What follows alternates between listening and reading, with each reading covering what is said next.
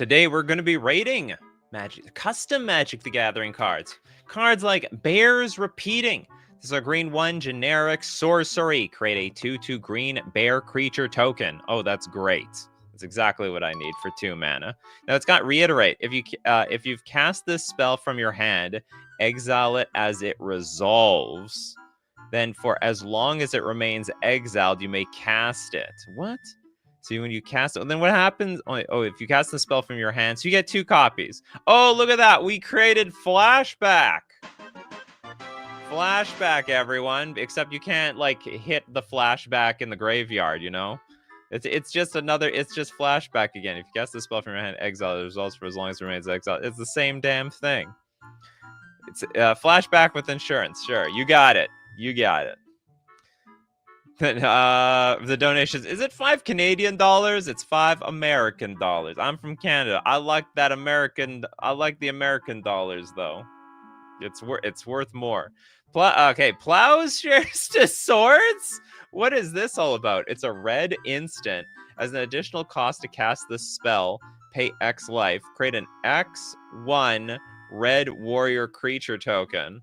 Essential cost pay X life. Oh, so the life that you would gain from Swords to Plowshares gets reinvested into creatures instead. Get rid of that Plowshares. Pick up your sword, soldier. You were a soldier the entire time. This is this could be what's it called? A gladiator story. Didn't that guy become like a soldier to a farmer? Then his family got slaughtered, and then decided to go after the emperor. So a 39/1 turn 1 as initial cost. No. Create an X1. Oh yeah. I guess you could say that. Okay, as initial cost to cast the spell. It's a big gamble though. Is this I think you're right. This probably is still broken. I mean, you know what? To be fair, let's say I'm thinking about this on like a one-on-one game. Probably you would just pay like most of your life, like 15. But then maybe your opponent will like, I'll pay 16. So you can't even attack into me. At least it doesn't have haste. The same muscles used to feed a village can be used to swing a sword. Too powerful. All right, let's start getting to them super chats. We got Elixir with the urgent delivery. How urgent? Okay, remote, you know the deal. If you want to be part of the show, okay, hold on. Urgent delivery. You gotta be part of my Discord, and you gotta donate $5 per card. Give me the name of the title of your card submitted, and we can share it on the show. Urgent delivery. Is this like Amazon's new delivery service? You know, it's like it's not drones, it's an owl. Okay, affinity for spells. It's an instant. Counter target spell. Don't we have something like this? Affinity for spells. The spell costs 1 less to cast for each spell you control. Well, wait a minute. So, hon, is this like almost like it's like Storm, but it's cheap? How does this work? Like, I play a spell on the stack, I play another spell on the stack, then what? I tap my spells to cast Urgent Delivery? No, sorry, it's Affinity, it's not Convoke. The spell costs 1 less to cast for each spell you control. This is Inverse Flusterstorm? I mean, I get it. But, like, I mean, yeah, I get it. But honestly, it looks bad. Because if you have a counter spell, like, you shouldn't really have anything else on the stack. Unless you're trying to win a counter war. Which, in that case, let's say I play 1 spell, and then my opponent plays a spell. Then, like, what? This thing costs 2 mana. That's, like, not really a good rate. Counter spell chain going on crazy. Do you know what would be very interesting? It costs 1 less for each spell that was played that turn. I don't know how that would work though. It's just for a counter war. But like even after like Flusterstorm seems like it's just better. I play a spell, you play a spell, I play Flusterstorm, and then if we get a chain going, then Flusterstorm is just that much stronger. Or maybe not. This is hard. It's a hard counter. All right, it's gonna counter anything. Flusterstorm, it doesn't counter every single thing. But it just seems, honestly, it's weak. But that being said, I mean, it's playable. And we got something going here, all right? Affinity for spells, I can get behind that. Affinity Storm. No, but it's affinity for spells. Okay, so you gotta have a stack. We're gonna build a stack. We're gonna make it yee high. I think 1 mana counter target spell. That does make sense though. I cast a card, I cast another card, and 1 mana. That's one way to make 1 mana counter spell fine. Give it split second. I don't know, but anyway, what I'm just trying to get to is that 2 mana counter spell seems awful to protect your spells. Like it's below par for what you want to do. You know, there's things like actual counter spell that will always be 2 mana. There's mana drain. Yeah, I know this is 1 blue, 1 generic. I don't know. Maybe we're onto something. Just make it cost like 4 and a blue or something. Oh, then it gets worse. Then it's just awful. Unless there's like some sort of unless you are making it cheaper for every spell that was cast that turn. Then maybe you can do something like that. Anyway, okay, back to the freebie section. It is definitely doable. It is a proof of concept, is what I would say. Dog. It is for red or green. Enchant creature. Enchant creature is a werewolf in addition to its other types. Easy pass. Not even worth discussing. I don't even know why you want this. Oh, just to... Yeah, I don't get it. I guess you want to turn an Eldrazi into something? Into a werewolf? You got that dog in you. You effing bet! Tovolar and a random hermit. Okay. Okay, Sudden Arrest. 2 mana aura. Enchant creature. It's got Veiled. An aura with Veiled can be played face down on a card for 2 mana. Turn it face up at any time for its Veiled cost. Enchant creature can't attack or block. An aura with Veiled can be face down. Oh! So basically, we've turned this face down, and all of a sudden we do the switcheroo. Declare attacks? Well, do you know what? I have something to unveil. Shouldn't it be called Unveil instead of Veiled? It's a bit pretty weird. Nice art, yes. Does it have a source? Rainbow Heart Immortal. I guess they did it themselves. What did I do wrong? You know what? You have to go to the corner and you're gonna think about what you have done. That's what you've got to do. Will Anderson with the Sibylline Pond. We have the Sibylline Pond. Okay, I typed that in properly. It's a land sorcery. These lands are getting confusing. This isn't a permanent. If it would enter the battlefield, put it on the stack instead. That's what I got. I need my lands to resolve. You know, one of the parts of being a land is that they didn't use the stack. I didn't have to worry about my lands getting countered. All right, exile the top 2 cards of your library. You may put one of them into your hand. If you don't, add blue to your mana pool. What the hell is going on? Okay, so this is not coming into play. This is just a 0 mana ritual. Exile the top 2 cards of your library. You may put one of them into your hand. If you don't add blue to your mana. It's a 0 mana ritual. It's broken. I mean, yeah, it's like a land for the turn. I guess it eats up your land drop, but I have a feeling that I don't even know if it eats up your land drop because the land doesn't even get played. I'm assuming this is like it's eating up your land for the turn, but you still get like 2 mana. Isn't this absurd? It's a bit absurd. So you can cast it for your yeah, I guess so. I'm assuming. I guess that's the gimmick around here. You're still netting. It's pay 0, get 2 mana. There's a lot of decks that are gonna want that. It takes your land drop. In my opinion, the better way would be to have it an ETB sacrifice that does this effect. Oh, I guess maybe. Honestly, I still think this is like it's a little busted. Like getting this much free mana. I mean, you can't chain them together, of course, because you know it's your land for the turn. But still, you know, that's why we don't get to pay 0 and get 2 mana out of almost anything. Almost anything. Land sorcery makes no sense. Well, that's why. Welcome to Custom Magic the Gathering. That's why we rate, where people, you know, explore the unexplored. We're not rating real Magic the Gathering cards here. We're rating people's imagination, because that's what makes this so interesting and entertaining. Can it even be countered?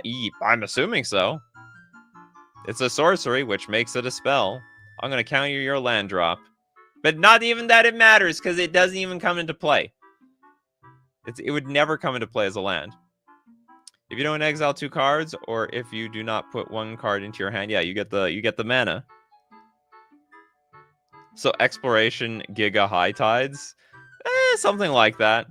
Okay. I assume that this is broken. So, I honestly don't even know. I don't even know how to balance this. This is beyond. This is X-Files level of like Magic the Gathering cards. What if I told you in an alternate dimension the lands are spells? You know, that's basically what we're looking at here. Okay, back to the freebie section. We got the Righteous Iconoclast. It is a white. Oh, they got them. I'm like confused. They got these backwards. All right, for a white, we have a 2/1. Tap, discard a card. Create a copy of Disenchant. You may cast the copy. So you have infinite disenchants. I guess that's okay. I mean, honest, is that really any different from tap, destroy target artifact or enchantment? Do we even need to discard a card? I think paying a white, having a 2/1 that you can maybe tap to destroy artifacts and enchantments are like, I don't know, maybe that's a little strong, but it sounds like a big downside to discard your cards, unless you want to discard cards. Maybe that was the idea all along. Okay, and then we have disenchant. Destroy target artifact or enchantment. Wow, someone doesn't like artifacts and enchantments. There's enough of Kaya's Kingdom left to break. It's okay. It's okay. I mean, like 1 mana 2/1. It really sucks today. That is just a bad creature in 2024. Savannah Lions. Savannah Lions didn't age well. All right. Savannah Lions is like a very old kitty. Far off dying in the middle of the savannah. I was like, where is the Savannah Lions? It's in the savannah. You still have to cast the disenchant. Oh, it gets even worse. Discard a card, create a copy. No, create a copy of disenchant. You may cast the copy. I think it's creating like an imaginary copy of disenchant. Oh, you mean you still have to cast the copy though? Oh yeah, that's right. So it's basically like 2 mana, tap, discard a card, disenchant something. So it's worded. I don't like the wording here. We don't need to create a copy of disenchant. I don't care how flavorful that might feel. I think very rarely we should push that nuclear button. Oh, we are creating a card that already exists. I think it's just easier to say. Pay 2 mana, tap, discard a card, destroy target artifact or enchantment, and that's fine. And I think overall this card super fair as a result. Super fair. We got the Forkman. Compliment. Card title name. Compliment. From the Forkman. Okay, we got a white blue. It's an instant. Draw a card. If it is a creature, you may enter it onto the battlefield. Broken. That's absolutely broken. You have any idea how easy it is to stack like a creature on the battle on top of your deck? As an additional cost to cast this spell, complement an opponent's physical appearance. So we're also in the what's it called? It's an unset card. Should be silver border. Your chosen complement, you. You're so beautiful today. Your look maxing is slaying. You're a look maxing slayer today. All right, tell a Zoomer that they'll feel very flattered. Very unsaid card. But even if we don't have the second part, I mean, the first part is broken. Step 1, brainstorm Emrakul on top of your library. Step 2, play Complement. I don't know if the Complement is going to make up for the fact that you have a gigantic creature on the battlefield. You may, and it just enters the battlefield, so make sure you get some good ETB triggers. Yeah, gift opponent. I like that. You gift the opponent a compliment. We just had a bunch of gift cards in the, what's it called, Bloomborough. Your appearance is inversely proportional to the quality of your deck. I don't know if that's that's entirely true. Okay, that's funny. Your compliment should require that you can't use generic wording. You have to physically describe them in the compliment. But you can. Well, some people don't like to be physically complimented. Some people like to be complimented in their intelligence. You're so smart. You're such a great deck builder. If I tell you guys, wow, for Ginka, you're so beautiful. What do you want? I think you guys prefer, like, wow, you're a really creative person. You're really innovative. I think you'd prefer those compliments. Okay, next. Well, anyway, what's with these custom cards? They're just broken today. They are broken. We're just imagining how to slaughter people. This is how Wizards R&D is thinking right now, to be honest. That's how MTG design is being designed today. Okay, MTG in 5 years. 3-mana artifact. $5.50. Then we have to play something. I don't get this. 10 seconds long. Transfer to. I don't get this. Is this like some sort of crypto thing? Yeah, this is beyond me. I understand. Something I would understand is what's it called? The QR code. My brother said you get a 10-second audio log. Yeah, that's what it looks like, but I don't see anything here. Will the game be online only? No, like what my brother said is that one day it's just going to be all QR codes. So like if you want to know what a card does, you pull out your phone. So you whip out your phone and then you read the QR code on the card. And then it might have this like gigantic long list. And of course, if it's in a QR code, you can like post abilities that expand way beyond what the card can normally fit. You know what I mean? It's a code to the VR table. Ah, okay. Some people use VR. What is Meta trying to do? They're trying to make not the multiverse, the metaverse. We're going to be playing Magic the Gathering in the metaverse.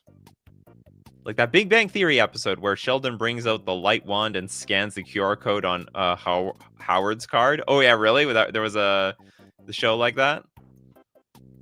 I've seen like just a random few Big Bang episodes, not a whole lot of stuff. Looks like a WhatsApp voicemail. Okay, whatever. I don't understand this card, so it's going to the bin. That's where it's going, in my opinion. Surefire selves. Thank you very much for your super chat. We got I can't pronounce this name. Zolvukin. The Havoc Bringer. That I can pronounce. The Havoc Bringer. Okay, what do we got here? For 4 mana, a 3/3 demon. It's got menace and it has fear. It's funny. It says it has fear, but really it's giving fear to other people. Whenever hold on, can it be blocked at all? Okay, fear is you can't be blocked except by black or artifact creatures, and then menace means okay, so you need like 2 black or artifact creatures to block this creature. That's narrow. That's very hard to block. Okay, when the Havoc Bringer deals combat damage to a player, that player chooses a creature an opponent controls that you don't control and gains control of it. So you can take the Havoc Bringer. Creatures your opponents control but don't own are goated and can't be blocked. What the hell? How many times can this thing just not be blocked? It's like in the beginning, when I control it, you can barely block it, and then when someone else controls it, no one can block it. That's it. No, it's goated, and it can't be blocked anymore. And to be honest, I have nothing against this card at all. It's a havoc bringer. Wait, all it's doing is it's just passing itself around, right?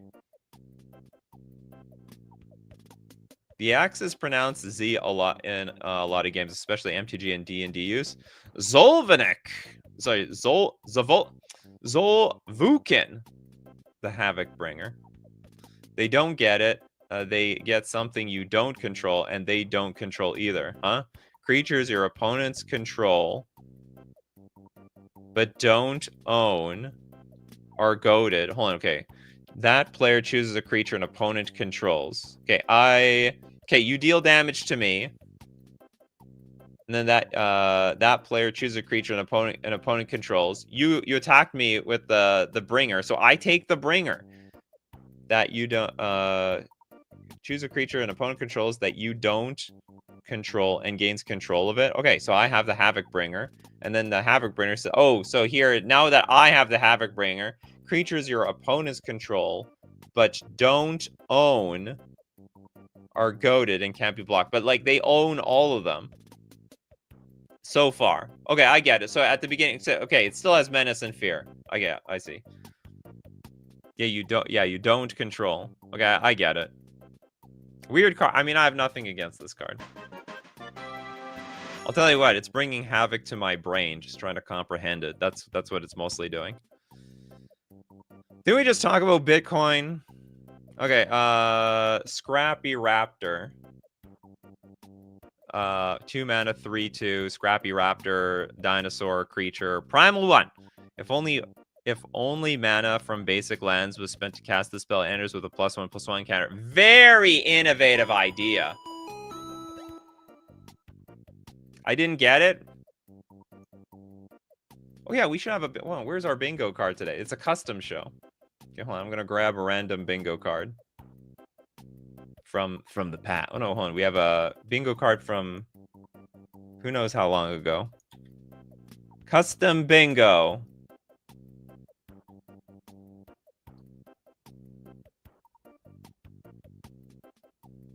Forgot about the bingo card. How can we live without the bingo card? We need a bingo card every day. Okay, for Ginka, you take a screenshot of this thing. Close this thing. Okay, hold on. Before I get what did I not understand here? I don't want to get stuck on this thing. When it deals combat damage to a player, that player chooses a creature an opponent controls that you don't. Oh, that you don't control. Okay, that I understand. Okay, so they take something else. No one can take the Havoc Bringer. So the idea is you attack with the Havoc Bringer, and they keep stealing other stuff. All right, I got it. I deserve a cookie for that one. Okay, I get a cookie. Eat that cookie after the show. Okay, back to the Scrappy Raptor. First off, really cool ability that you get a bonus for using basic lands. So the more simple it gets, the better it gets. Bingo alert, MTG in 5 years, no one knew what that card. Oh yeah, that's right. No one can know. Where was that? No one knows what that card does. We're just guessing. Only the creator knows. 3 mana, put a trample counter on the Scrappy Raptor. Deal. Okay, next up, we've got...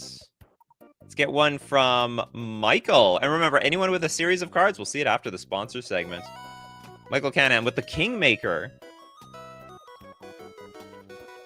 So you're gonna make sure you kill one person and make someone else the winner. That's what this is all about. No, hold on. I don't think this is the Kingmaker. Did you just post this or something? I don't think this is your card. Because this is from Fellblood. Oh, for some reason it wasn't looking it up for some reason. Okay, I see it. You just posted it. Thank you very much. Okay, 3 mana, legendary enchantment, protection from the Monarch. You cannot be the monarch. That's weird. At the beginning of your upkeep, target opponent becomes the monarch. The monarch has protection from creatures. What the hell is going on here? And then at the beginning of your end step, if you have no opponents other than the monarch, you win the game?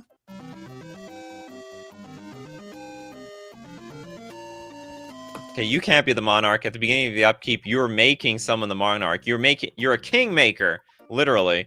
The monarch has protection from creatures, so they can die. At the beginning of your end step, if you have no opponents other than the monarch, you win the game. That's weird.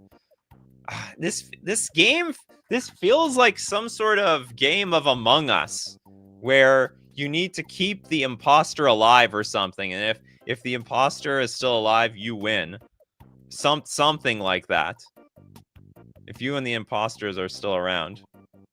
So you become friends with someone and kill everyone else in Commanders. Something like that. But then they lose. But the problem is they can't kill you. Broken in 1 versus 1? Oh yeah, probably. Yeah, we should think about that.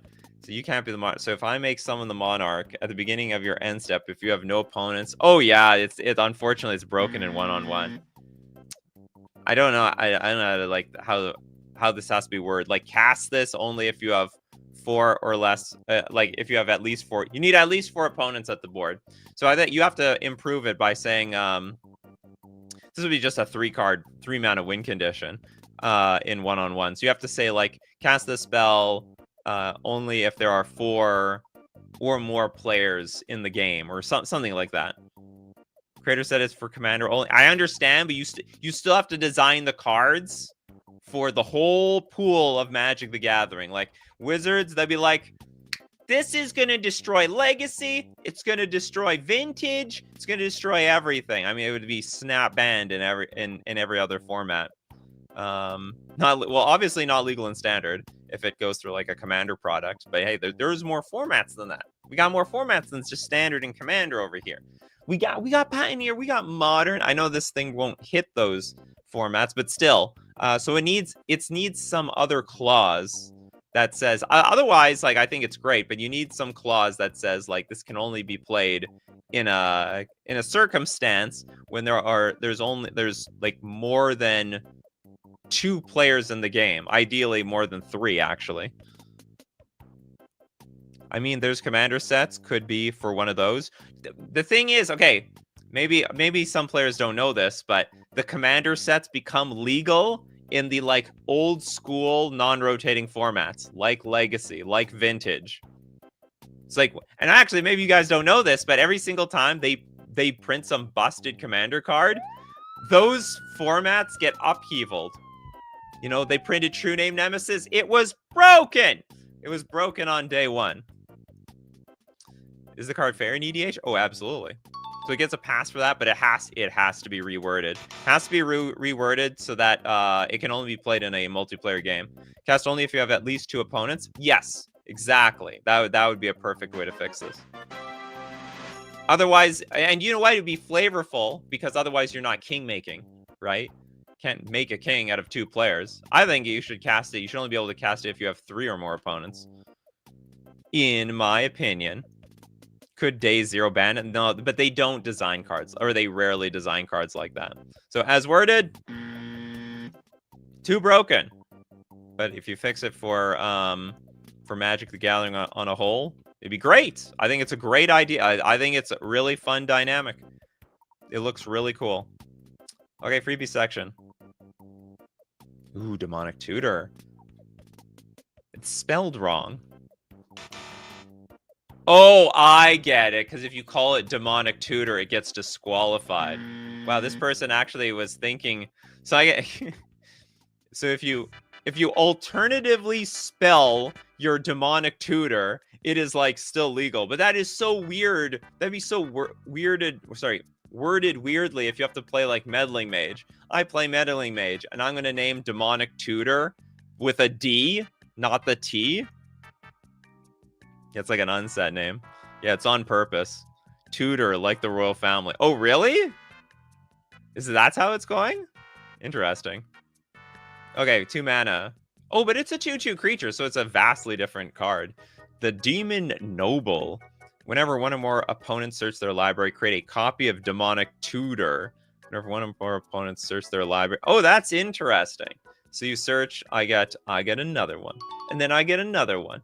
And actually, oh, this is powerful. Whenever one or more opponents search their library. It's only a grizzly bear, though. I am very curious how this card would actually work in the wild.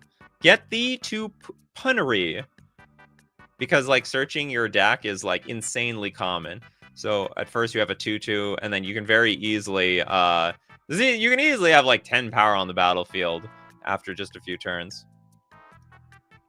Yeah, it was a great read. Okay, cool card. A little cheatsy on the name, though. A little cheatsy on the name. Okay, we gotta thank our sponsor. Gotta thank our sponsor, FusionGamingOnline.com. We're gonna look at more custom Magic the Gathering cards. We'll look at some Magic cards. Ooh, Magic the Gathering Foundations. Get them while they're hot. I gotta get myself a box of Magic the Gathering Foundations. How many boosters are there in? There's like 36 or something, 32. I heard they lowered it. Oh man, shrinkflation around there. If you want to support the channel by completing your Commander, Pioneer, Modern, and so on decks, don't forget to use coupon code Nikachu at checkout to get 5% off all your purchases, and it supports the channel. We're also going to thank Mana Traders, the premier place to rent Magic cards online. For the digital platform, Magic Online, to play one-on-one Commander, Pauper, they got everything. All the paper formats on Magic Online, and you have access to the entire card pool when you're renting the cards with Mana Traders. You can support the channel using my Mana Traders link in the description below, or save 40% cash back on your 3rd month subscription with coupon code Nikachu_X1A. And now, I gotta hold on. Okay, give me a second. I gotta get my tea. I forgot. I got myself a tea and I didn't bring it with me.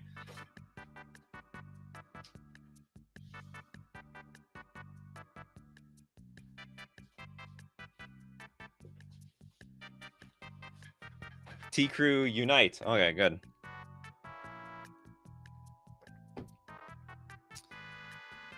All right, now we're in for a long one now. We're going to see them big super chats. Starting with Brian Feet. The contingency.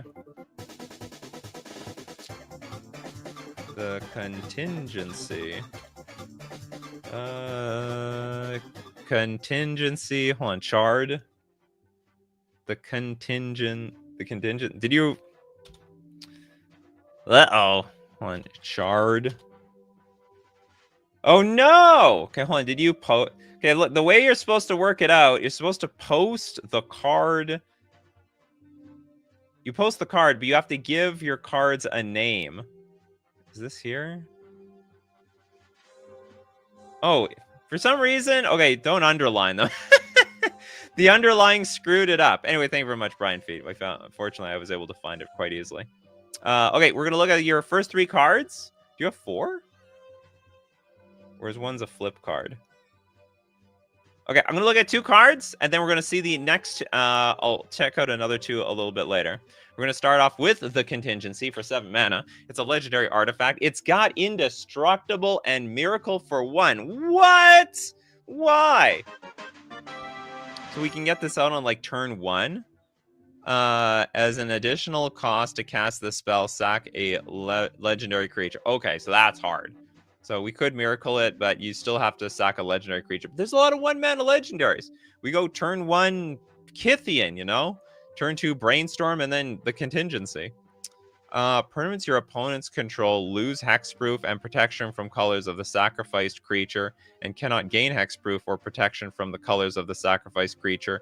Your permanents gain hexproof and protection from the colors of the sacrificed creature. What a strange card. I actually think this is... Okay, hold on. This is definitely going to be... Can't remove this card. What is this? This card is all about... where there's something... It's like invincible. 4 mana recycling. You can't get rid of this card.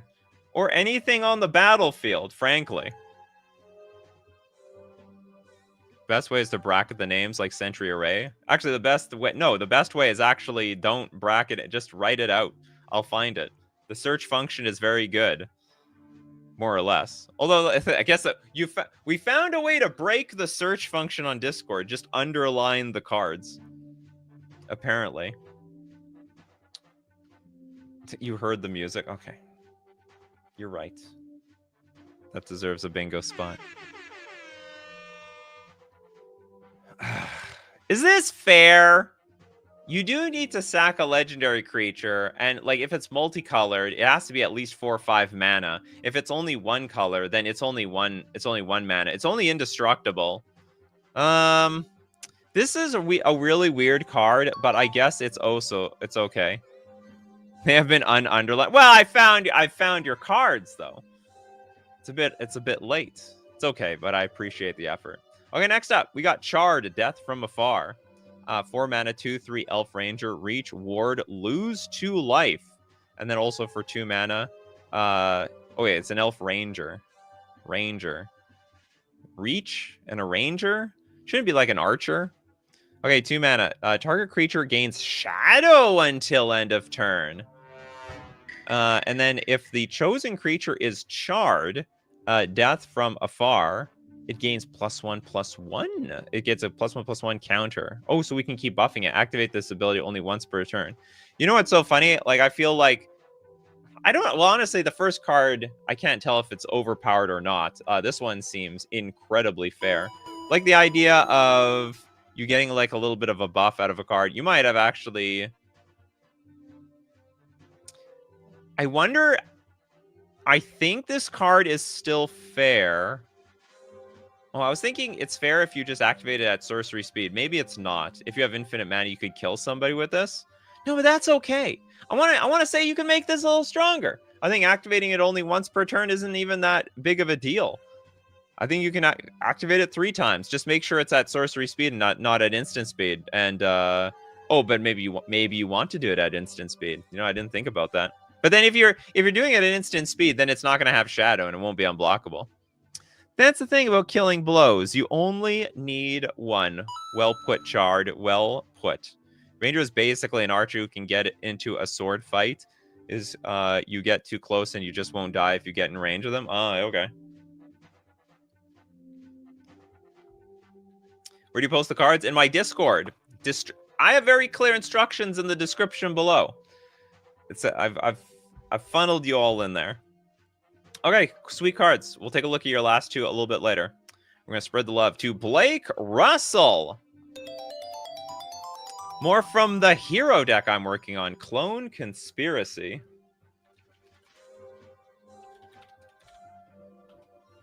It's a conspiracy.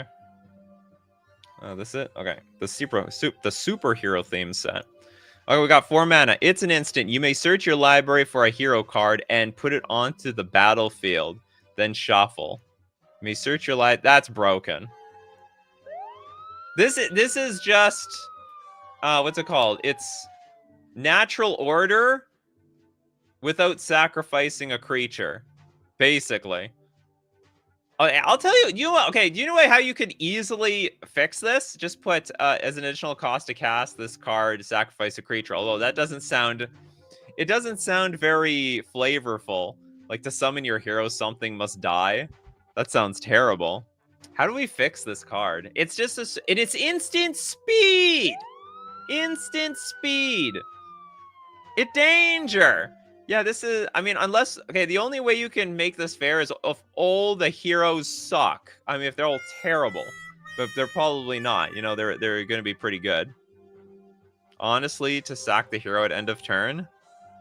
I don't... Well, then that defeats the purpose of the card, right? It's a DC card? Yeah, I can tell. You got Superman. Can't tell who else is in there. Can't tell by the silhouettes. Anyway, it's broken. Your options... you know what? Instant speed is probably too strong too.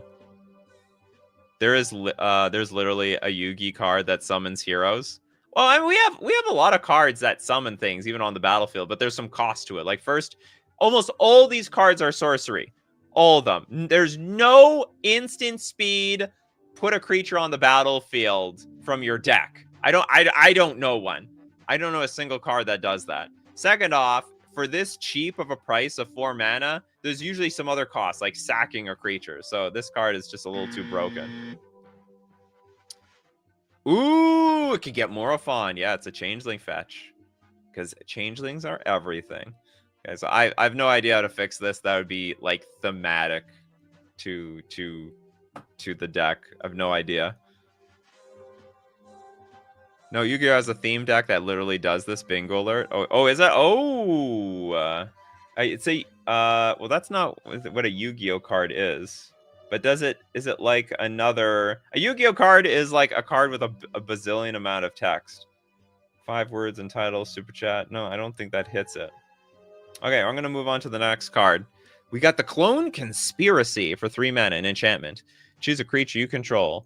Each other creature becomes a copy of that creature. Okay! Whenever the chosen creature dies, exile Clone Conspiracy. Oh, so that's pretty cool. So if the original creature dies, the conspiracy comes to an end. Not everyone's going to be a clone of that creature. There's like a card that's similar to this, isn't there? I think it's a little bit more expensive, and it's more not only is it more expensive, it's like a sorcery. It's like, and then every other creature on the battlefield is this creature on the battlefield. I think it's like 5 mana, but it's like a monocolor. This is 3 color. Legend rule makes this wacky. When I choose a creature you control, each other creature becomes a copy. Yeah. Don't copy a legend. That'd be terrible. But the effect doesn't end. It should say each creature becomes a copy as long as you control the Clone Conspiracy.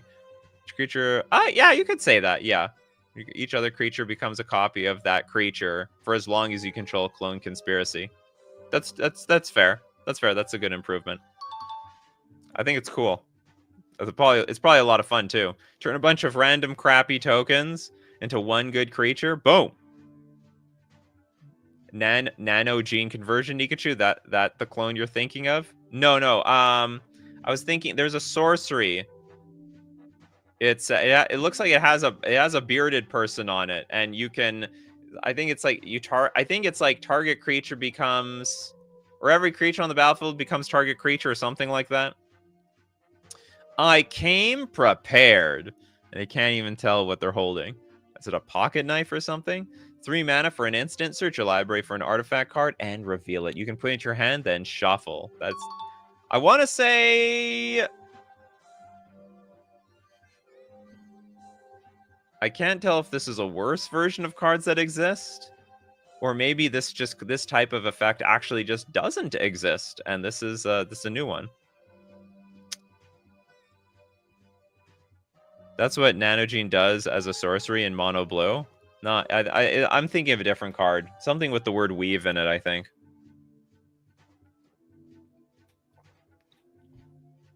Maybe the card is like, there's more cards out there than I know. I'm not sure it exists in instant form.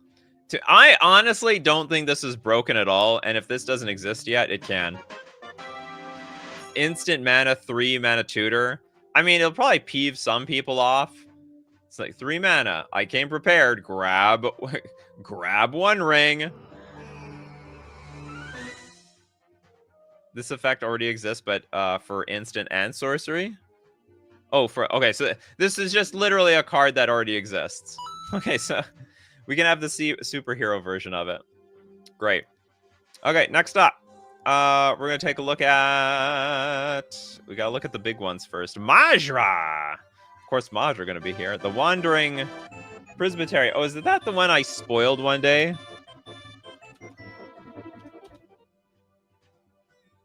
Part 5?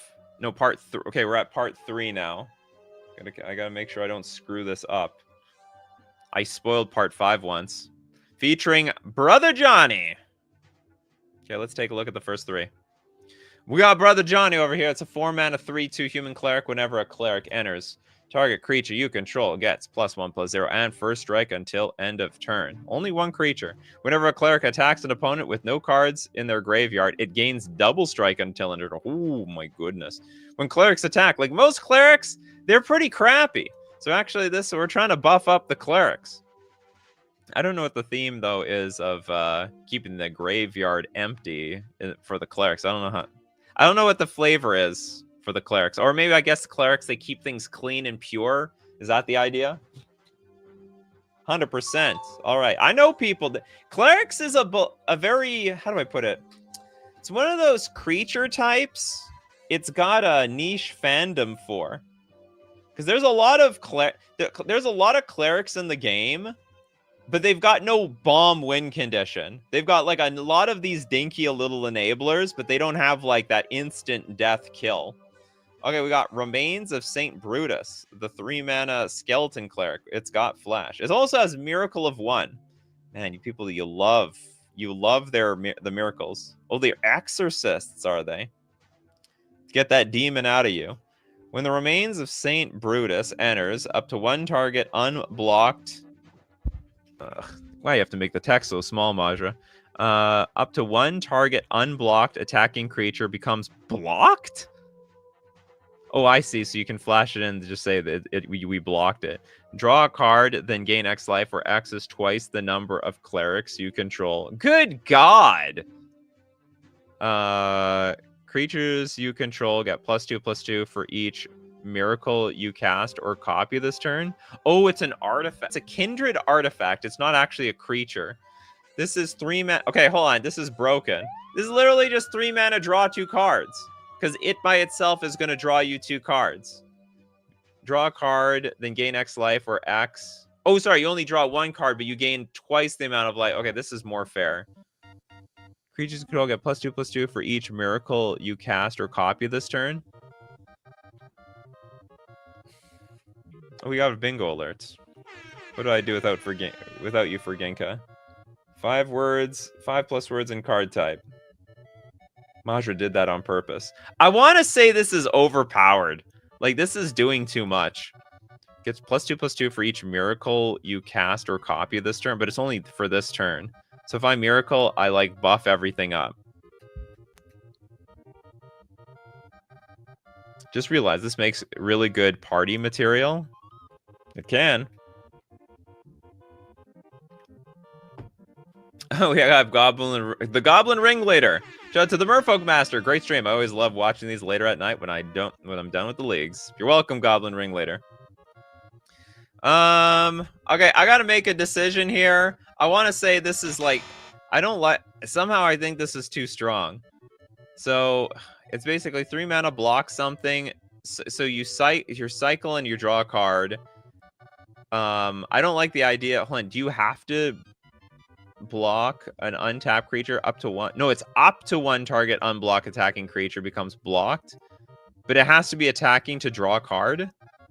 I also don't like how confusing this card is. Wait, how can you have more than 1 miracle per turn? You're absolutely right. That's impossible. Creatures you go to a +2/+2 for each miracle you cast or copy. Maybe you meant each miracle card. So you could cast a card. You could cast multiple miracle cards a turn, but not necessarily for the miracle cost. Okay, that's great. I can disqualify that card on those merits. That didn't make any sense. This is just this is too weird to me. It's not clear. I'm also afraid that you can just, like, this is like an ETB that you can just keep blinking and drawing cards off of. You just throw the skeleton under an attacking creature and they stop. Or copy. Oh, God. Okay, I'm going to move on to your next card. Okay, Devoted War Singer. I like this one. I can read the whole thing. 3 mana, 2/2. Whenever a cleric enters, scry 1. Whenever a cleric attacks, you may discard, then draw a card. That doesn't feel very flavorful. Oh, it's very red, though. Yeah, that is a very red ability. That doesn't feel like something doesn't feel like something clerics do, though. But that's not broken. You're gonna dig to the good clerics with this card. Dig to the good ones. What makes this really fair, you really can't use it very... I mean, I guess you can play it, you attack, you immediately discard and draw. You know what I want to say? I want to say clerics will not play this card. Oh, no, you have to. Yeah, you have to if you want to attack with it. Yeah, that's a pass. I think. These guys are going to beat the devil out of it. Gotta beat the devil. But we got red clerics. They're probably getting closer to the devil. Closer. Okay, next up. let's take a look at the four. Oh, am I having internet connections? Paradox World Part 8 from 4 Paths of Life. Thank you so much.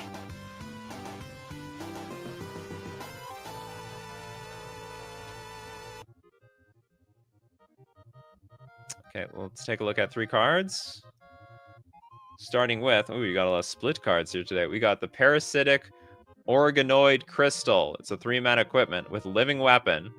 Equipped creature gets +0/+1 and tap, create a black 1/1 Paradox Shapeshifter creature token named Spawnkin with Changeling and Doppelgang. Wait, I forgot, you have a Doppelgang series. And it's got Changeling. Okay, tap, sacrifice equipped creature. Search your library and or graveyard for a Paradox card and add it to your hand.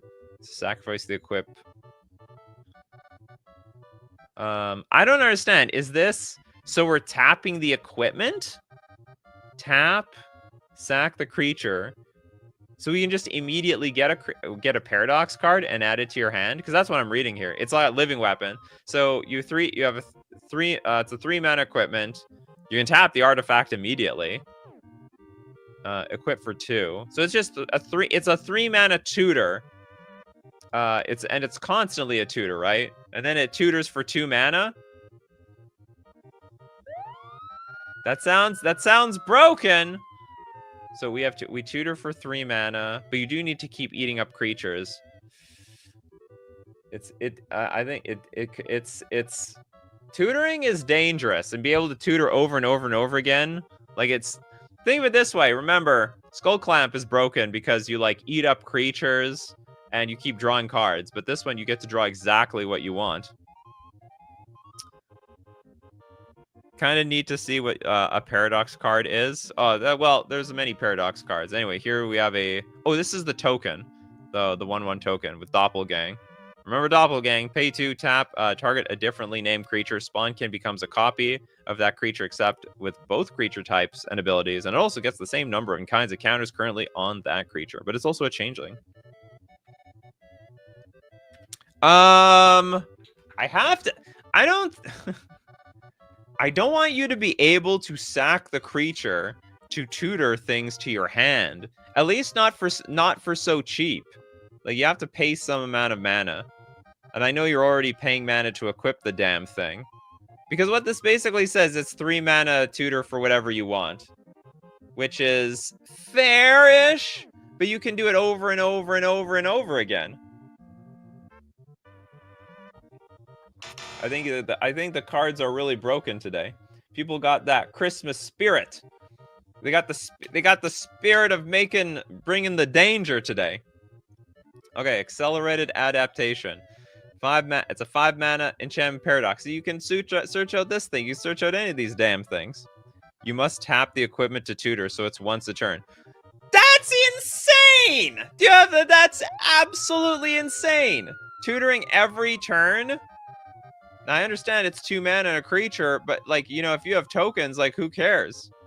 Yeah, like, tutoring a card every single turn. I mean, what you're basically saying is I get to draw exactly what I want every single turn.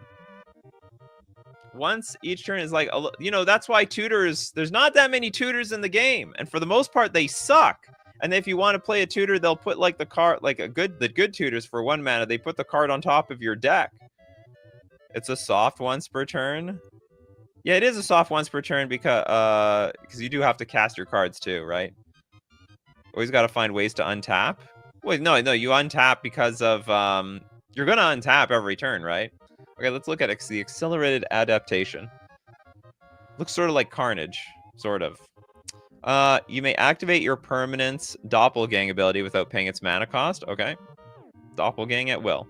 1 mana, create a black 1/1 Paradox Shapeshifter creature token named Spawnkin with Changeling and Doppelgang. Activate only once a turn. Okay.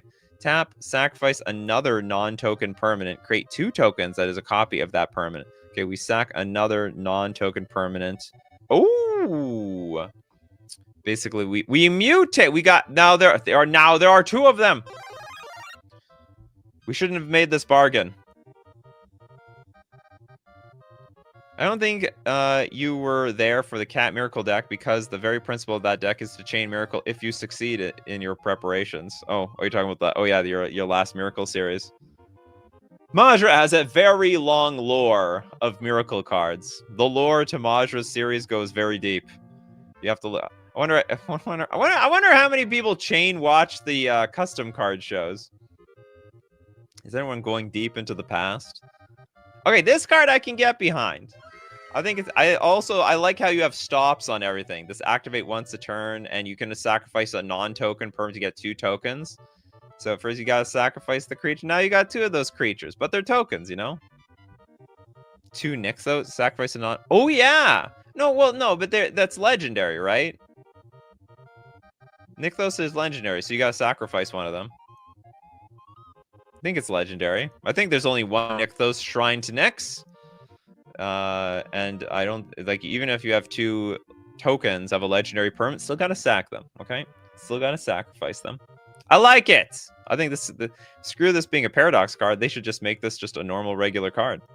Okay, we're gonna look at your last 2 cards, but first we're gonna go to Pyro Bob. Have you or someone you love recently been the victim of a crime? The hell title is that? Have you or someone you love been the victim of a crime? Take a look. Oh, we got the Legal Eagle. Or is this like a reference to the YouTube channel? It's a 1/3 bird advisor with flying. Whenever you are the victim of a crime, create a treasure token. Is that it? Oh, so does that mean like if someone like targets you or something? We will be seeking financial compensation for this. That title. Have you or someone you love recently been the victim of a crime? Is this like a commercial in America or something? Something they don't have in Canada, but they have all over the United States, is you get to advertise your law firm. You see it on billboards, you see it in the commercials. Did you get into an accident? We pay big! We win all our cases. Contact the Legal Eagle. You deserve compensation. It's a reference to illegal. Illegal? Oh, interesting. There's a little bit of a pun attached to this. Yeah, definitely a thing in America. I mean, I think it's cool. It's simple. I think it's actually it's a very elegant card. It's not like a very strong, dangerous card by itself. But if you're gonna target me, which is a crime, in the game, I get a treasure token. Simple as that. Seems like excellent compensation. Okay, masked, and it's flavorful. The flavor is off the charts there. Masked Vigilante. It's a 2-mana 3/1 human detective with menace and vengeance. I don't know what vengeance is. Whenever a creature with vengeance is targeted by a spell or ability an opponent controls, it deals damage equal to its power to that opponent. Ah, you target me, I go smack you in the face. You keep your hands to yourself around here. If it's the ability of a creature or planeswalker, it deals that much damage to that creature or planeswalker instead. And whenever you are the victim of a crime, put a +1/+1 counter on Masked Vigilante. Your crimes will go unpunished no longer. Whenever you're the victim of... This card's actually pretty tough. I think it's a very strong card. So as you get... It can become a 4/2 when you're the victim of a crime. Not to mention... It's hard to block this thing. But I think 2 mana... 2 mana, honestly, a lot of mana these days. Sad to say. 2 mana might as well be 4 mana in the year 2024. And it's only a 3/1. It's basically a 3/1, not super vanilla, 3/1 with menace if no one targets you. Like, remember, no one targets you. These cards do nothing. You know, no one targets you. This is a 1/3 flyer. Pathetic. So that's super balanced. Okay, next up. We're going to look at your last 2 later. But we are going to share the space with... we got Steve Cooper. Set name card series version 1. It's a hell of a name. And a dono to chat. Set name card series. So this is the first of many series, is what you're telling me, Steve Cooper.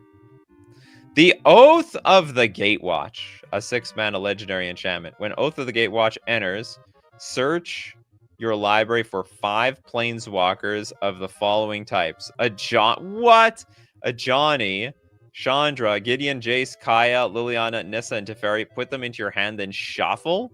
Planeswalker spells you cast cost 5 less to cast. This is just broken.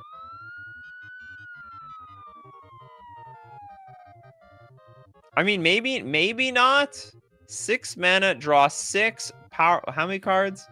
1, 2, 3, 4, 5, 6, 7, 8. I think this is more like you're gonna have to discard to hand size. So you're very likely to discard to hand size with this card, right? It's busted. It's all right. That's card advantage for you. This has to be a lot more mana. I think it has to be like 10 mana at least. You fetch. Oh yeah, you fetch 5. Sorry, you get to pick your super team. You choose your A team around here. Jared Carthillion for free, but there is no Jared here. I mean, you could play Jared. Planeswalker spells, yeah. I cast my Jared Carthillion for free. Okay, I think it has to be 10 mana. This is just like, I think it's too cheap for what it does. Yeah, go Power Rangers.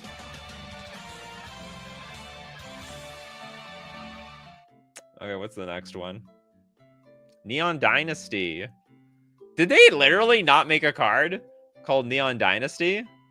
For 3 mana, enchantment. Enchantment spells and artifact spells cost 1 less to cast.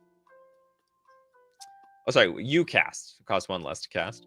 Modify creatures you control get +1/+1 and are enchantment artifacts in addition to their other types. Oh, okay. So they enchantments and artifact. Not quite sure why you want to make them artifacts and enchantments. Doesn't that weaken them? Because now all of a sudden they get like just picked off by artifact and enchantment destruction. But I guess it's cool that you can make them +1/+1 because it's like modified creatures in play become the artifacts or enchantments, but your artifacts and enchantments cost 1 less in your hand. So I just don't get why you want to make them artifacts and enchantments. Maybe you got a plan. All right, it's doable other way. You want to buff up your modified creatures, by all means. Yeah, exactly. A lot of them are already artifacts. I don't know about enchantments though, because Neon Dynasty cares about having enchantments and artifacts. So it's a flavor win, is what you're telling me. It's more for flavor. It's a flavor win. Okay, let's take a look. We got Nova the Space Wolf. Ooh, today's gonna be a long show. I can tell. We got 1 million super chats. She Who Wanders.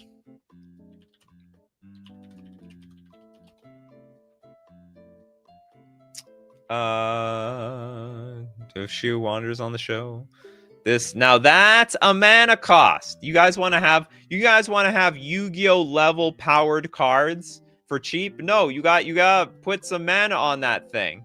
There gotta be some meat on that bone. This is 10 mana for a 10/10. Is a free Lordian Horror. That's got to be a new creature type, right? That doesn't exist. New creature type.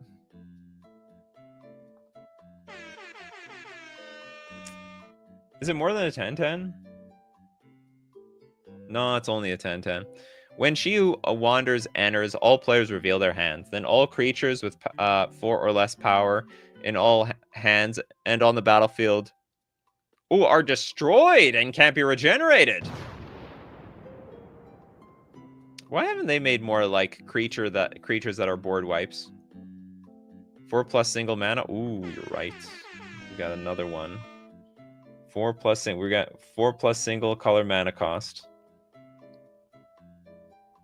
Nova the Space Wolf submitted this series a little late. I wonder if to complete all the bingos. Yeah, green board wipe. Why not? I mean, they are a force of nature. So we would say. Who would win in a battle? The Wrath of God or Mother Nature?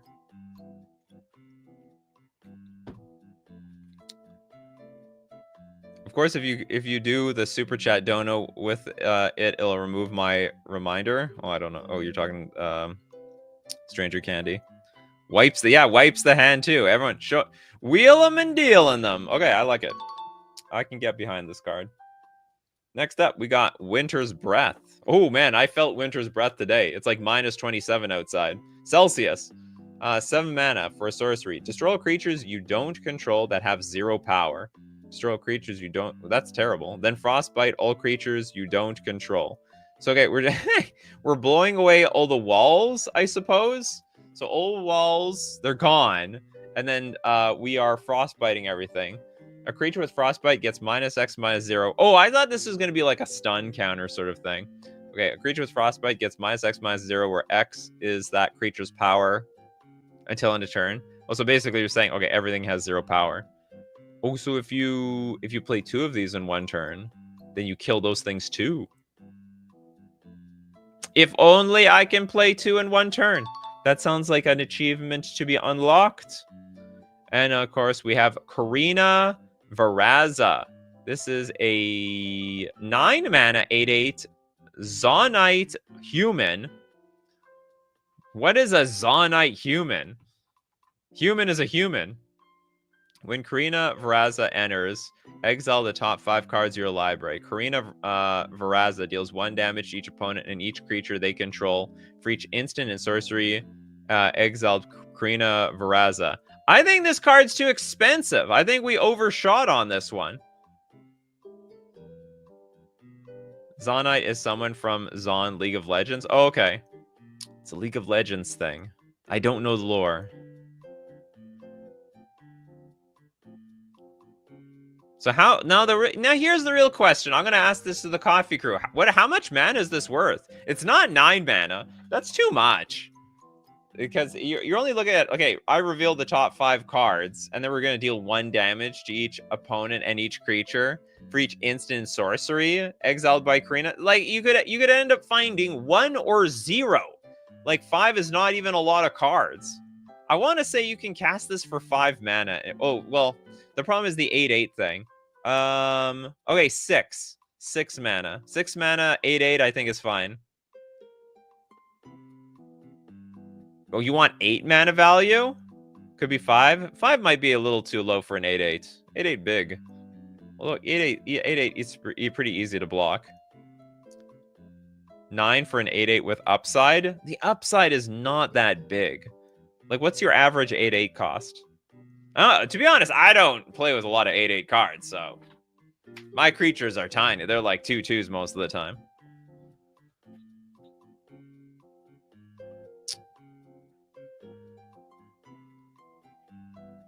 Seven is fine. We'll go with 7. Okay, we compromised here. I said 6. You guys said 8. We're gonna meet in the middle there. 7. 8/8 is just crazy to think for is it colored cards. Like, that's a Gruul thing. You need to read with League of Legends lore then. I guess she's pretty powerful. Okay, we're gonna move on. We'll take a look at your last 2 cards a little later.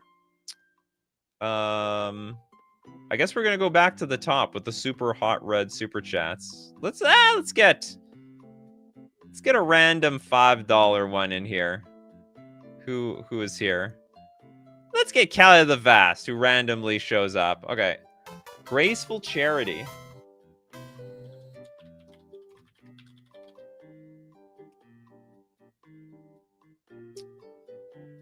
Where's your Graceful Charity card?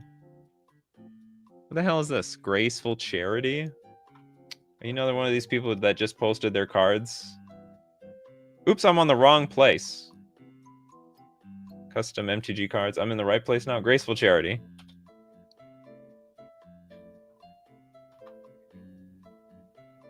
Kalia. Graceful. Yeah, the brackets aren't working. Just write out the cards. Hold on. What if I give brackets to this card? Can I see it?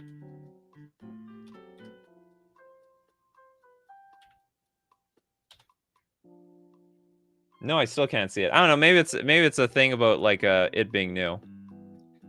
Okay, 3 mana for a sorcery. Draw 3 cards, then discard 2 cards. That has to be a Yu-Gi-Oh card, like an actual Yu-Gi-Oh card.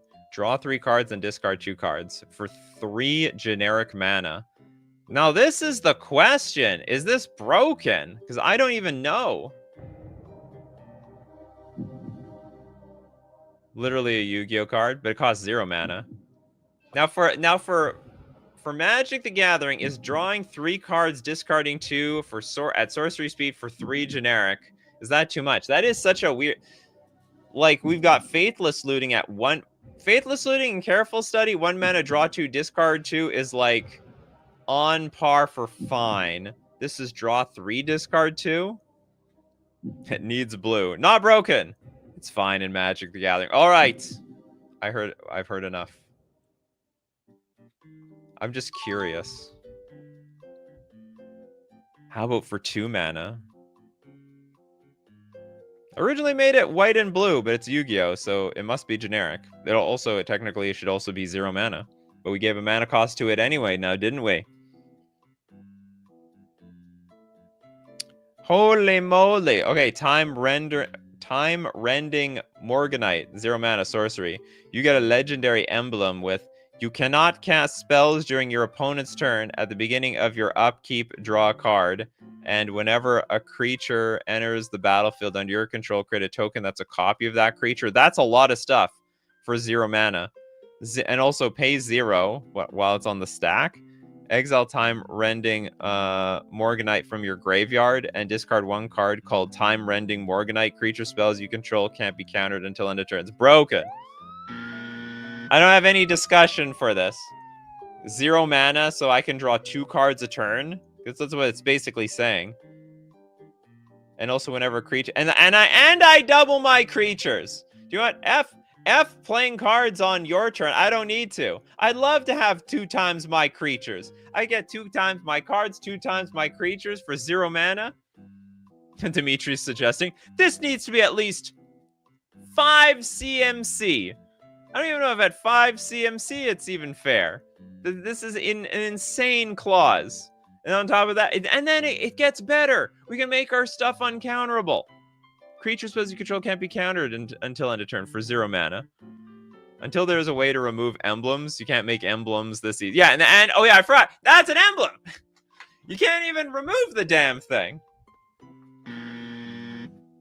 That's an easy ban. Easy, get it out of here. All right, we go back to Brian Freet. We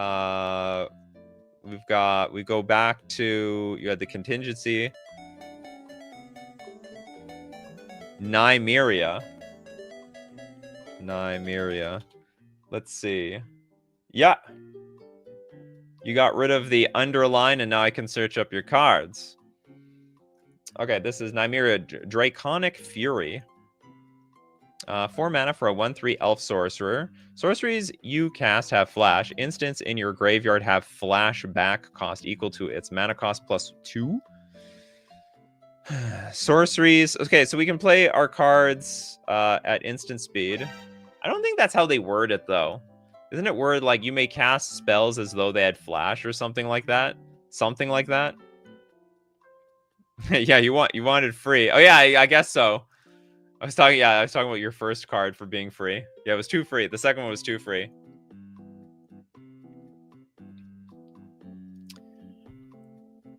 Oops, where am I going?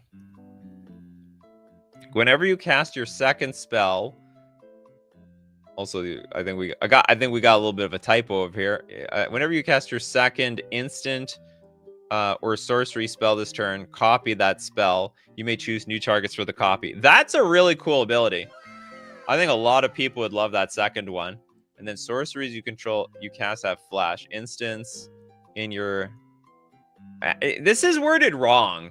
It's something like, you may cast sorceries as though they were at instant speed or something like that. Usually, the only time I think they've had spells you cast have flash, because literally giving flash and casting as though they had flash are very different rules-wise. Bingo learn grammar. Well, that's more of a typo than anything. You know, accidentally putting a space is not that big of a deal, but for the sake of the bingo card, where's the learn grammar? Learn grammar.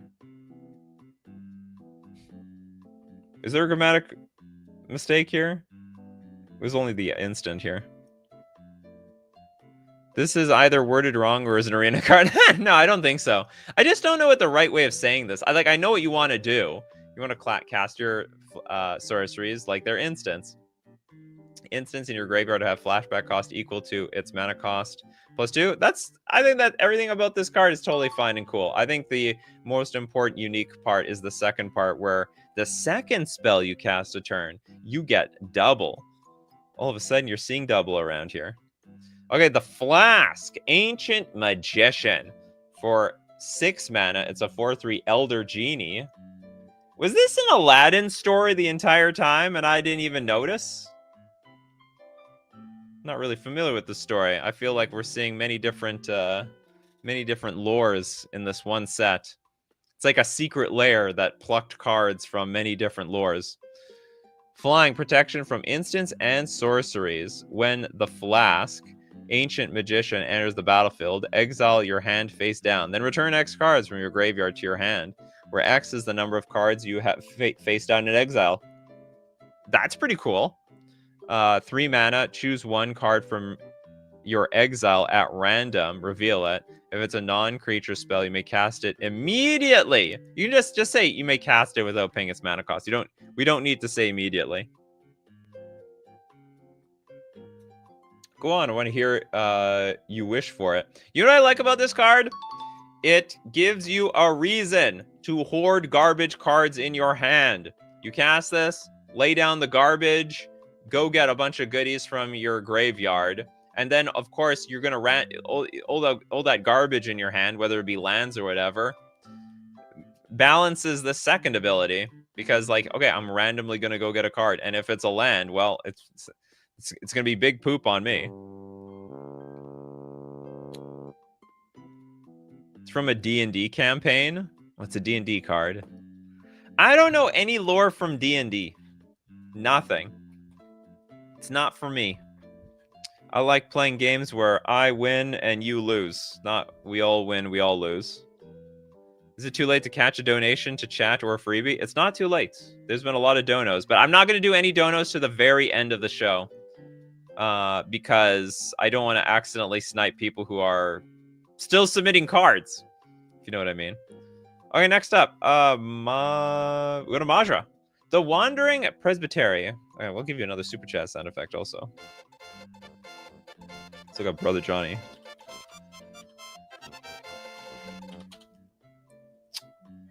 I can't. Oh, okay, hold on. Wandering Presbytery, Part 3. Let's look at your last 2 cards, Majra. The Exorcism Sigil. This is a 4 mana snare. Snare for 2 mana. Remember, snares are like morph. When Exorcism Sigil enters or is turned face up, exile target opponent's graveyard and gain 1 life for each creature, artifact, and enchantment exiled this way. Create a 2/1 Black Spider enchantment creature token with reach and death touch for each card exiled this way. For each card exiled this way? Then sacrifice it? Holy moly. How many spiders are we getting here? For reach for each card? Exile target opponent's graveyard and gain 1 life for each creature. But then you get a 2/1 for every single card exiled this way. Why can't we just get 1? Okay, hold on. So it's I believe it's a snare for. So this is basically a whole 5 mana investment. I guess. So you play it face down, you snare it up. I'm just trying to think. Majra Series bingo? Is there one? There we go. Majra Series. Even Benjamin Berkeley trying to get in here. Where were you, Fergenka, when we did the first half, huh? You somehow missed the Majra Series one.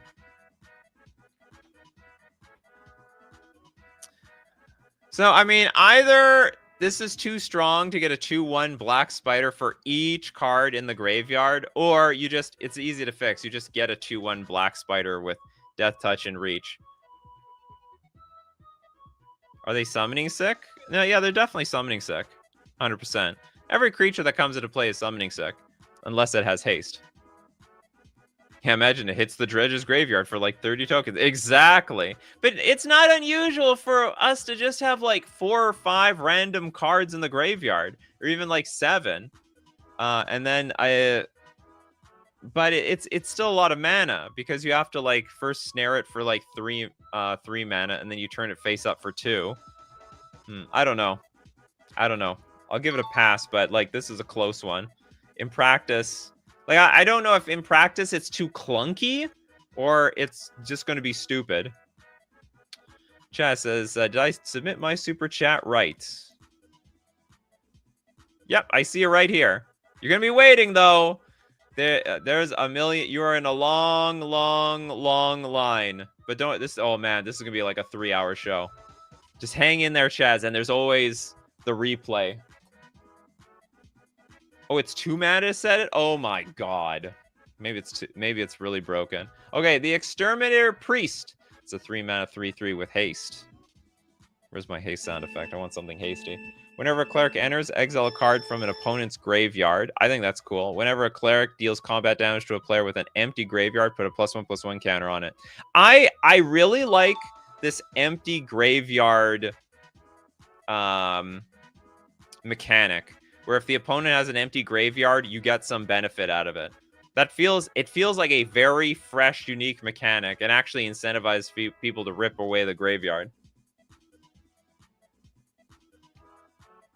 Okay, that's a really cool card. Moving on. We'll go to 4 Paths of Life again with the Paradox World Part 8.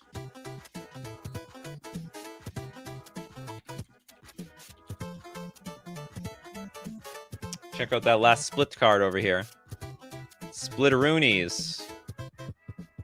Okay, Rolling Mudslide, ? 4 mana, instant paradox. Tap all untapped non-land permanents. Tap all okay. After resolving Rolling Mudslide, ? Place it transformed onto the battlefield tap. Oh, is this a fixed version? I believe this is a fixed card. So sounds familiar. Then we got the actual Paradox Mudslide.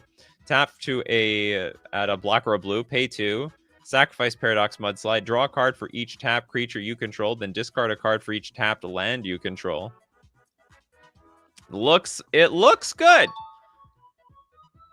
I don't remember what this card used to look like.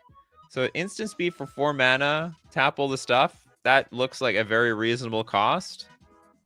And then you get a land here. We got ramp for 4 mana. We got 4 mana ramp. Now, yeah, this was definitely a card, right? I remember a card with a ? in the name. I don't know if this is the same one. it's a problem. But Power Bob also likes the empty graveyard mechanic from Majra series.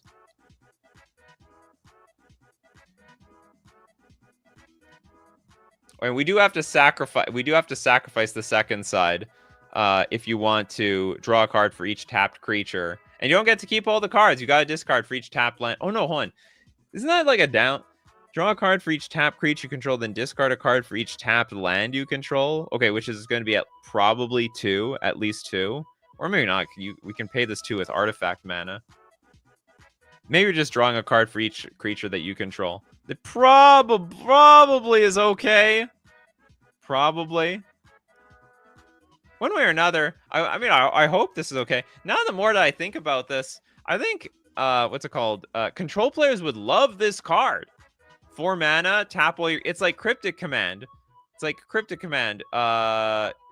a land into play and also tap all your creatures, right?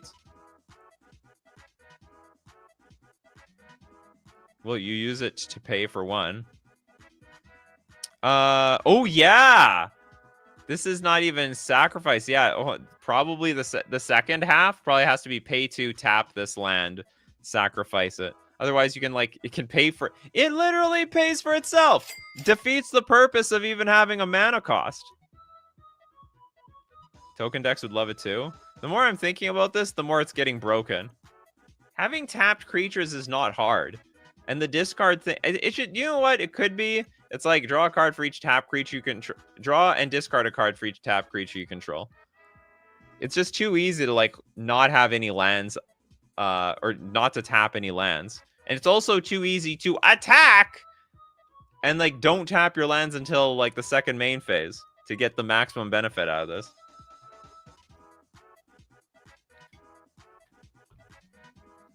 First side really needs to not be an instant. Well, then it defeats the purpose of the card.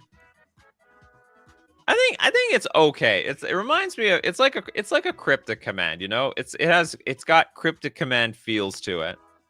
Tap all and tap non-land permanent. It's like cryptic command, tap all your stuff, and then transform it. I think I like it. I like where it's going. I like the idea. Okay, next up we got Power Bob. I'm gonna see what the hell is this thing? It's have you or someone you love recently been the victim of a crime? Victim of a crime. Oh yeah, this was the set with Legal Eagle. 3 mana. Okay, we have Hard-Boiled Detective. This is an egg. It's gonna crack the case. You got it? It's gonna crack something. It's an egg detective food for 2. It's a 2/4 creature. Whenever you become the victim of a crime, investigate. Whenever a case enters the battlefield under your control, draw a card. Yeah, you get that money. Whenever a case enters the battlefield, what the hell does that mean? Okay, tap, sacrifice 3 clues, solve target case. Oh no, there are cards called cases, right? They just came out with those. Tap, sacrifice, hard-boiled detective, gain 3. You know, yeah, it's like technically a food, so you gain some life off of this. That joke broke my shell. Yeah, like I mean, it's super flavorful, and I think it's super fair. The only thing that's pushed is like, yeah, 3 mana for a 2/4, but I think we can live with that.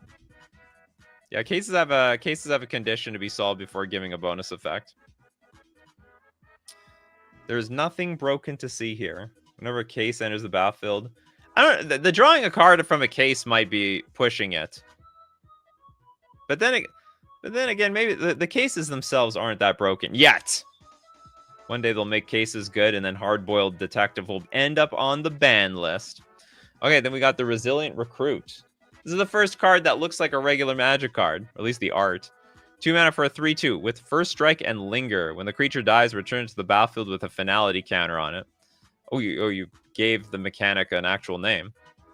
As long as Resilient Recruit has a finality counter on it, it has plus... Ooh, I've come back and I am bigger and better and stronger. I am the hero of this story.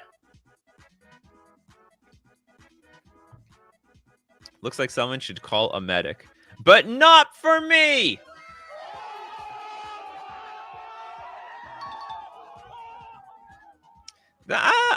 Honestly, it reminds me of the Undying mechanic, where something died and it came back. It honestly could just say Undying, First Strike and Undying.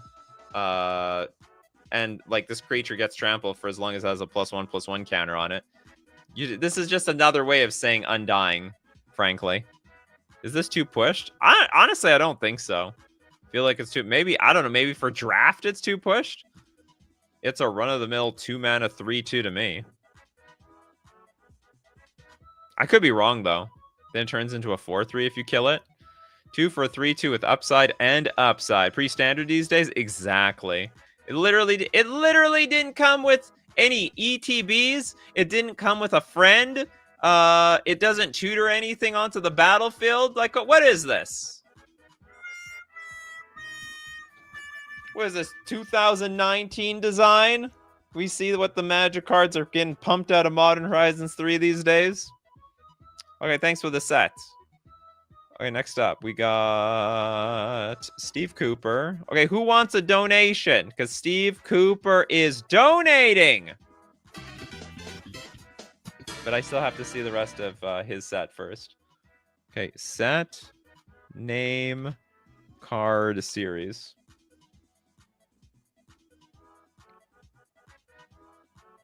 Steve Cooper is buying drinks for one person.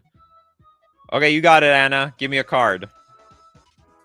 Okay, we got Midnight Hunt. You're literally making cards from set names. Green, green, red, red enchantment. Werewolf spells and wolf spells you cost one. Oh, it just costs one to cast? Oh my goodness. Werewolves and wolves you control get +1/+1. It's night for the rest of the game.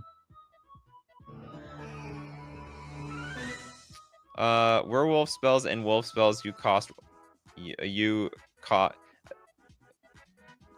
Okay, this is definitely breaking the grammar. It's like werewolf spells and wolf spell. I think it's werewolf and wolf spells you cast cost one, or it's, I guess, werewolf spells and wolf spells cost one to cast, not you again. There's too many U's in here.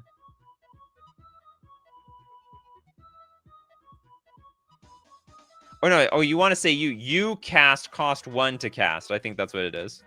It's a typo, right? Oh, that's no typo. That's a grammatical error, which justifies the bingo card earlier. Okay, is this broken? One to cast. It has to be. You know, saying like a card type costs one, it sounds too low. I don't know how to make this fair, though. Like, honestly. How do we make... I mean, it would make sense it cost one less. I can get behind that. But not one. One is like nothing. Yeah, you're one to... Yeah, exactly. That is no longer the official typo, Brian. Steve Cooper. Steve Cooper screwed up. I made these at like 3 a.m. Whoops. Yeah, it sounds like me. When I do my homework. Typo cost instead of cast is a typo, and cost comes the price. Okay, I think it has to be Oh, is it supposed to be cost one less to cast? Or you literally... Okay, I meant one less to cast. Oh, that's a huge screw... Okay, that was a big typo. So not only was this grammatically incorrect, you know, missing that one word just completely changes the whole dynamic of the card. Okay, that's an easy pass. When typos strike, you know, that's like the Sharpie set. We just Sharpie out that less, and boom, it's a completely different card. Are there enough sets to make a set of cards consistently solely of cards named after existing sets? Probably not still. Probably not. 35. Oh no, maybe there is. 4 sets a year in 35 years. Yeah, you could do that. It'd be a small set, I think, but you could do that. Okay, the Crimson Vow, 3-mana enchantment. Vampire spells you cast cost 1 less to cast. And then vampires you control have Soulbound. And as long as the creature is paired with another creature, the creature has the abilities of the other creature. It's a banger ability. I love it. Soulbound, underestimated, undervalued. Like, that's a mechanic they should bring back. They should bring back Soulbound. We're going to share these our abilities with each other. Sharpie, it exists already in regular Magic, just called Cleave. No, but we're permanently changing it. There's no cleave cost around here. No cleave cost. Okay, Anna had a card at the bottom. All right, Anna. Where's your card? My first ever idea for a Magic card based on a song by the band The Cab. Well, unfortunately, I'm just not going to know the undertones. Okay, Cabeth Angel with a shotgun. Okay, careful what you say to her. 5 mana for a 4/4 Angel Rebel. Flying, Vigilance, and Haste. When Cabeth Angel with a shotgun enters or attacks, it deals 4 damage to any target. Enemy spotted. Go, go, go! This is not a waifu card. By my definition of a waifu card. But we do have 5+ words. We do got that. Okay, where's the 5+ words one? 5 words in the name. Says Cabot Angel with a shotgun. This reminds me of Hobo with a Shotgun. Did anyone see that movie? If you haven't, don't. Unless you like the goriest nonsense possible. A Canadian classic. Hobo with a shotgun. Probably is gonna marry Cabot Angel with a shotgun. Yeah, exactly. It's gotta be an anime girl on the card. If she's pointing at you with a shotgun, you're gonna be her waifu. Yeah. You're gonna be her waifu. That sounds very illegal. Yeah, what do we have to say with that? It deals 4 damage. So it's like Flame Tongue Kavu. So this is just super Flame Tongue. This is Flame Tongue Kavu for oh, but you can also shoot someone's face with this card. Enters or attacks. Hold on, wait a minute. So it deals 8 damage? Oh, maybe that's too strong. Maybe. You know what? Just limit it to just enters the battlefield. Yeah, I just realized it deals 8 damage the turn it comes in. So you can deal 4 to the face. No, it deals 12, right? Yeah, +4. I didn't even realize that. Oh god, it's super broken. This is amazing and yet balanced somehow. No! No, it's not balanced. It's an angel with a shotgun. And she's trigger happy. This is Flage on steroids. Without the escape. And also without the healing. Yeah, this is definitely disqualified material. You know what I don't even know what makes it fair. Okay, if I were to make it fair, you just have ETB deal 4 damage to anything and drop the haste. And then drop, like, it's only ETB deal 4 damage. And that probably is a fine, fair card. Or if you want it to or if you want to just give it haste, then make it 6 mana, I suppose. Without haste, it would be better. No, it'd be worse, but it'd be balanced. Make it target only creatures. That's still too strong. You snipe off 2 creatures very easily with this card. Or you deal less damage. But then again, that's not shotgun power. I think 4 damage, that's shotgun worthy. I like the shotgun. Anyway, I like the concept, but it's definitely too strong. I don't care if heaven won't take me back. Ooh, it's powerful flavor text, super powerful. Okay, we're gonna move on. We got some more cards from Nova the Space Wolf still. Let's take a look at Spectral Matron.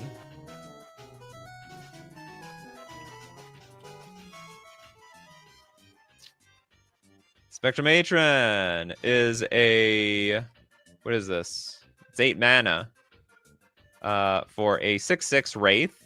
It's got Fearsome. I don't remember what Fearsome means, though. When Spectral Matron enters the battlefield, choose a creature from your hand and reveal it. Okay, take a look at this one. Create an exact token copy of the reveal. You don't need to say exact token. You just say, make a token that's a copy of the revealed creature and give it ephemeral. I don't know. Any creatures with ephemeral die after the combat phase if they attack or block. Ephemeral creatures die at the end of the rounds. Okay. I think that's a real mechanic. They should keyword it. I like the idea of keywording this thing. What else are we gonna do? So when it enters, I mean, it's super expensive. It's basically you're getting 2 creatures in 1. Hold on, can you give it any creature? So for 8 mana, we can put any creature in play. Create a token that's a copy of the revealed creature. Oh, but it can't do very much. I think it's a well-designed card. So basically, you get a copy of any creature you have in your hand, even if it's big, but 1 attack, and you gotta sack it. It's gone. So basically, you sort of want to copy a creature that you don't plan on attacking or blocking. Actually, I do think the wording of exact token, copy, blocks, changes of tokens, maybe. Nikachu, has anyone donated to you yet? Is that a joke? Nola, is that a joke? Are you being a little sarcastic today, Nola? Got into a little sarcastic mood? It doesn't give the new creature haste? No, but the creature, if it has haste, it has haste. If it doesn't have haste, then it doesn't have haste. Also, you don't even want to put creatures in play with haste because you just lose it at end of turn, right? Blink this, get infinite Emrakul turns. No, you're not casting the card, right? Because Emrakul says you have to attack. You have to cast it, right? Round equals turn. Oh, I didn't even notice the round. Did I read the round part? When Spectral Matron enters the battlefield, choose a creature from your hand, reveal it, create an exact token copy of the real creature, and give it ephemeral. I think it's worded perfectly. It's nothing really to say about this thing. Very unique effect too. Okay, Overgrown Snapvine for 6 mana, a 5/3 plant Hydra Wraith. Also has Fearsome. Creature that's fearsome cannot be blocked by creature with 2 or less power. No chump blocksies around here. Screw them. Whenever a non-legendary creature you control enters the battlefield, destroy it and replace it with an Overgrown Snapvine. Whenever a non-legendary creature just you. Okay, very cool. This reminds me of another card. It's like a 1/3 for 1 mana, and if it blocks a creature, then it also becomes the exact 1/3. It also says destroy it, which means if you play an indestructible creature, you do technically destroy it. It just doesn't go anywhere, and you get the 5/3 anyway. Though there's not a whole lot of indestructible creatures to be playing here. Nikachu not knowing what two-door is funny to me. Well, you know what's funny to me? People who don't watch this live and they're sort of watching it from the beginning to the end while it's actually running live. That's okay. People can enjoy the show in every way. You can tell we in the future can tell who's in the past. Yeah, tokens become 5/3s. Yep. This has big potential. It's 6 mana though. What do you want? It's 6 mana. I think you're paying for that potential. Okay, who else do we have here? Okay, we didn't get any cards yet from the damn draws. Stuffed cheeks. I read that like it's butt cheeks. Stuff those cheeks. Okay, but it's a cheek of banana. Banan. Oops, hold on. This is the other one. Okay, stuffed cheeks, green, instant. Create banana tokens equal to the toughness of target ape or monkey you control. This card's terrible.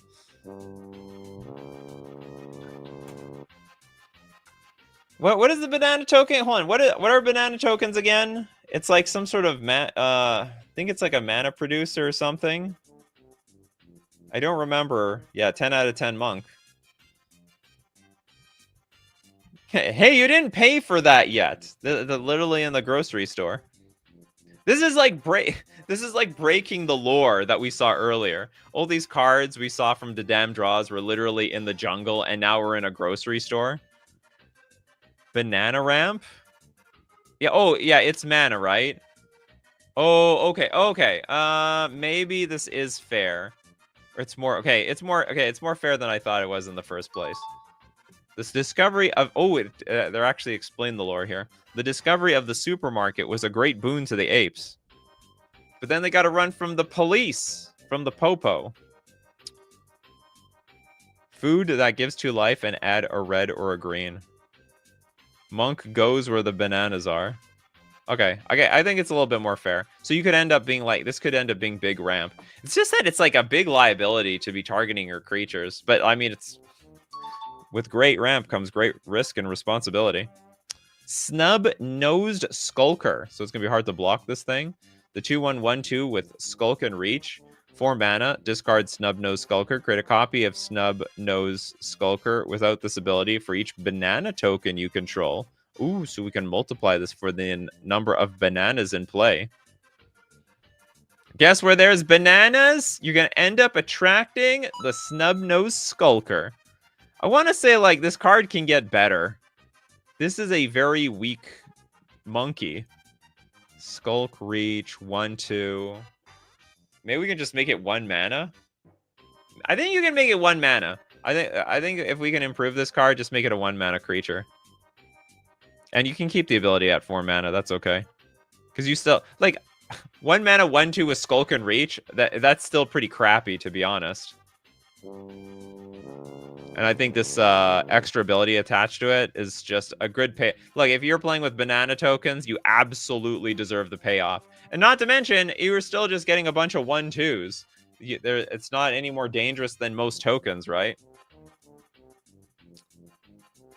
.11 says, wait, is there a point of without this ability if you have to discard the card for the ability? It doesn't matter if they have it on the battlefield. You're right. .11. You figured something out here. You've cracked the code. Found some redundant. We found a little redundant text over here. That's right. Because if it's on the battlefield, it's not like you can get to discard that. You can't discard on the battlefield, right? Yeah, it was unnecessary. Wizards doesn't have any unnecessary text on their cards, unless you're looking at alpha and beta cards. Overall, though, totally fair. Next, let's look at Chaz. Hopefully Chaz is still in the house. All right, we're going to give you a nice super chat. What's a grand super chat sound effect I can give you? I can give you this one. Unexplored Horizons.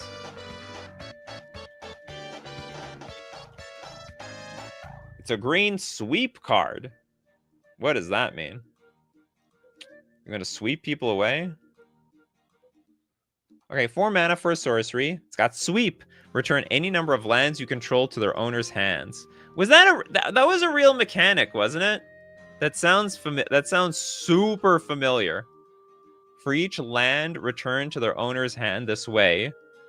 Oh, because I guess you could return lands you control but don't own. You may search for 1 non-legendary land that doesn't share a name with a land returned this way. Put them onto the battlefield tapped, and the lands become legendary in addition to the other types. Oh, it's literally Scape Shift. It's in. Okay, we have redesigned Scape Shift. It must be the OG Kamigawa mechanic. You're recycling a super old mechanic.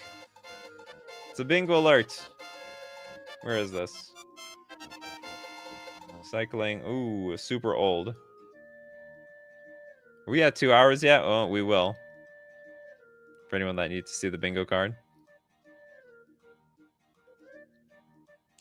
Yeah, and then put them onto the battlefield tap, and the lands become legendary in addition to their other types. I honestly don't think you need the type line there, to be honest. I don't even think that's necessary. It's just Scape Shift, but you're like bouncing your lands back to your hand.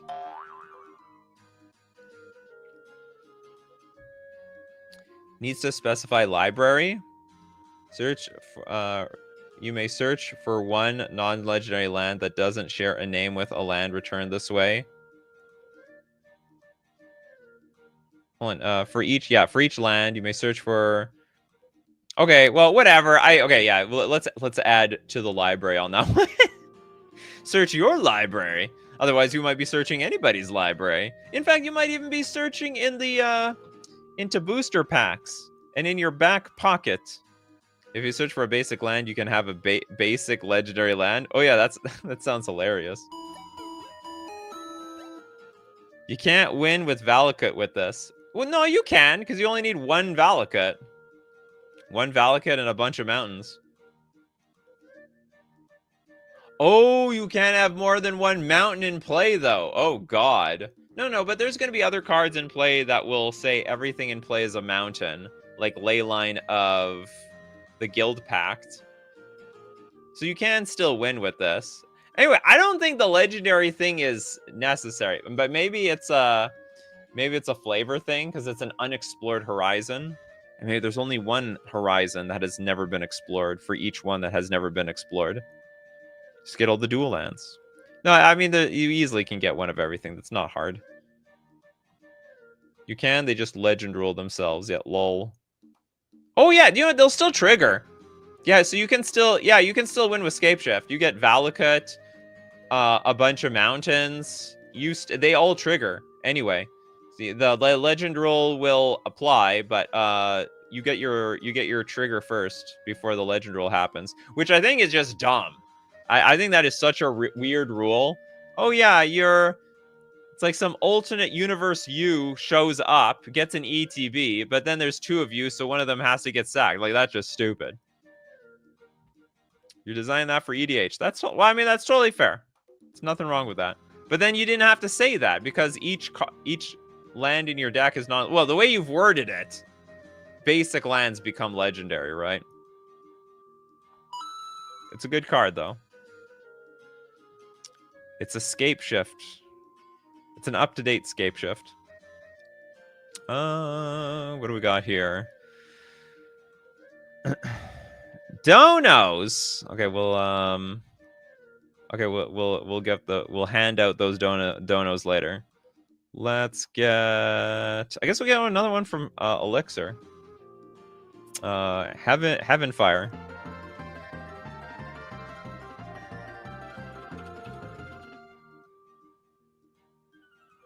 It be red. Sorcery. It's got a kicker of a red. If this was kicked, you may cast it as though it had flash. Are we allowed to do that? I don't think so. I don't think this card works. I'll tell you why. Because the way spells work is you have to first declare the spell you're going to cast, declare targets, and then the last thing you do is pay for it. And if the last thing you do is pay for it, then you can't even declare your sorcery in the first place because it's illegal. So I don't see how this works. Heaven Fire deals X damage to any target where X is the amount of non-combat damage you dealt to that target this turn. Are there already cards like this? Give me one. You tell me one card. You give me one card that's worded like this.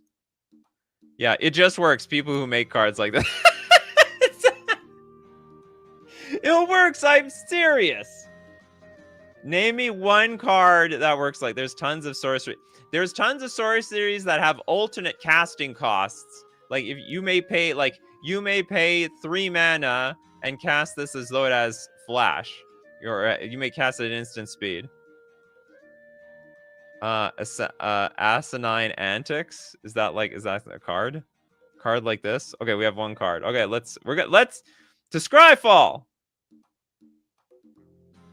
To Scryfall. Asinine Antics. Asinine Antics.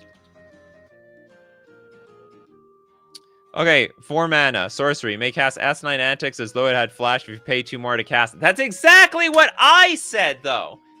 So, oh, I see. So it's the same deal. You may cast Asinine as though it has flash if you pay 2 more to cast it. Okay. Do you know what? If they word it like that, then you look at these things like it has to be an alternate casting cost. But no, I think this works the exact same way as you're working with Kicker. For each creature opponents control, create a cursed token. What the hell stupid card is this? All right, you win. I'll admit you win this round. Okay, it works. Honestly, it makes no sense to me. I assume Wizards is just like, well, we make the rules here, so it just works. Isn't that effectively adding an alternate casting cost? Yeah, basically. Yeah, replace Kicker with the Asinine text and it works. I guess so. I mean, I'm assuming the Kicker still works anyway, but whatever. I believe you have to tap the cost first in the rules. You do not actually.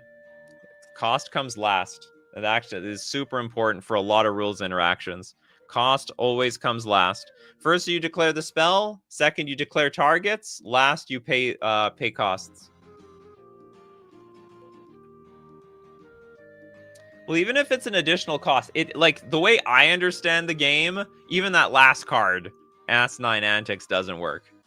The way I understand the game. Like, that card, like, that's just Bizarro Land to me. That looks like a custom Magic the Gathering card, in my opinion. Okay, what is this? What does this card even do? It deals X damage to any target where X is the amount of non-combat damage you dealt to that target this turn. Deals X damage to any target where X is the amount of non-combat damage you dealt to that target this turn. Okay, so if I bolt you and I have 2 more mana, I can pay 2 more mana and bolt you again. Moving on. Oops. What, you have an... oh, that was only a standalone card. Okay, next. Next in line. Who hasn't gotten anything yet? Darth Taurus. With Soul iPhone. Won't let me set a price, so you get extra today. I only have 1 card. The iPhone won't let you set a price? Soul. Oh god, we got... You know what we got today? Frankly, I deserve the $10. We got a Yu-Gi-Oh card. That is Yu-Gi-Oh card level. Too much text. See, this is why we need to invent the QR code for Darth Taurus. So you just put, we scan the QR code, and then you can have an entire book to write your card. What does soul mean in this case? Soul, like the power of the fire. Okay, Wooburg, legendary enchantment. It is planetary. Okay, whenever a planeswalker or a legendary creature you don't control dies, we get to choose 2. It's like a modal card. Okay, but honestly, right now, so far, it looks like it's going to be... It's a pretty underpowered card, because it's very conditional. Oh no, it's an enchantment, though. Oh god. Okay, we get to choose 2 if a creature dies? Oh, but it has to be a legendary creature. Destroy target creature. Target creature you control gets +3/+3 until end of turn. You get a luck counter. Whenever you roll a die or a dice, you may remove any number of luck counters from yourself before rolling. If you do, add the amount of luck counters to the roll to the lost result. If the total is greater than the maximum result on the dice, use the maximum result instead. You can look at target opponent's hand and exile target artifact you control, then return it to the battlefield under your control. This is way fairer than I thought it was going to be honest. It's way fairer. The close. Well, I gotta get up close for the Yu-Gi-Oh cards. I gotta get up close. Ooh, the solar system. Soul is the sun.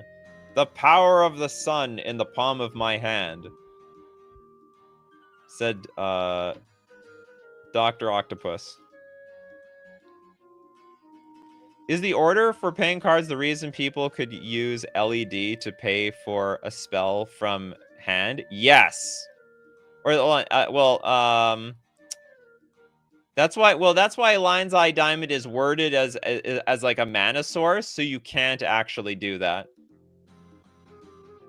So LED is worded in a way that you actually can't play cards from your hand. Because otherwise you would.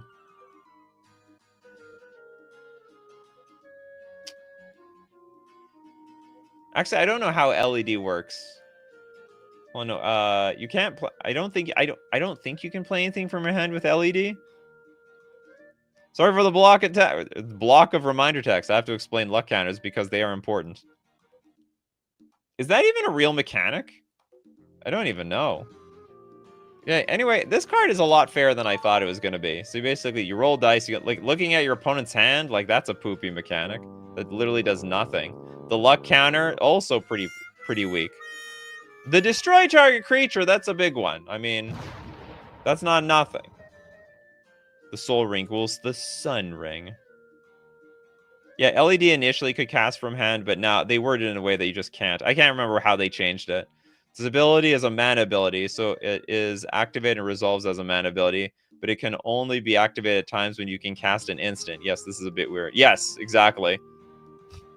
They're like, this is a mana ability, but you're not allowed to cast cards from your hand with this mana ability as you're casting spells. Like, it's a freaking weird card. Luck is important to the Binding of Isaac. Ah, is that correct? Okay, well, This would be a very interesting card to build a deck around. Just mono legendaries. You destroy my creature. Well, I'm gonna destroy yours too. Okay, who else next? Let's get one from Callie of the Vast. Graceful. Oh, we did this one, right? Did we do this one? Graceful Channel and Time Rendering. They're both Yu-Gi-Oh cards. Oh yeah, I got that one. I've got more. Okay, let's get one from Mapus. The Nini, the Mirror Meccano. Oh, this show is not done yet. Yeah, let's go look up Nini. Nini. Oh, we got you know what we got? Coffee crew? Do you see this? What do you see? What do we see in this card? What is Nini? Okay, we got that one too, but that's not what I was talking about. We got waifu! The waifu has arrived! We have two waifu. We got what? Okay, we got a 2-hour stream, and we have fish. Oh, we have a waifu card, and you know what that means? That means that's a bingo. It means we're gonna give one more donation at the end of the show. We have a lot of donos for today, both paid and by bingo standards. Oops. Bring Nini back. Nini, don't leave me. Okay, it's 2 mana for a 0/1. There's only one other person I know who would dare make the 0/1s. But usually they're like 10 mana. It's Winterfox. Where's Winterfox? What happened to Winterfox? Are they in school and doing exams or something?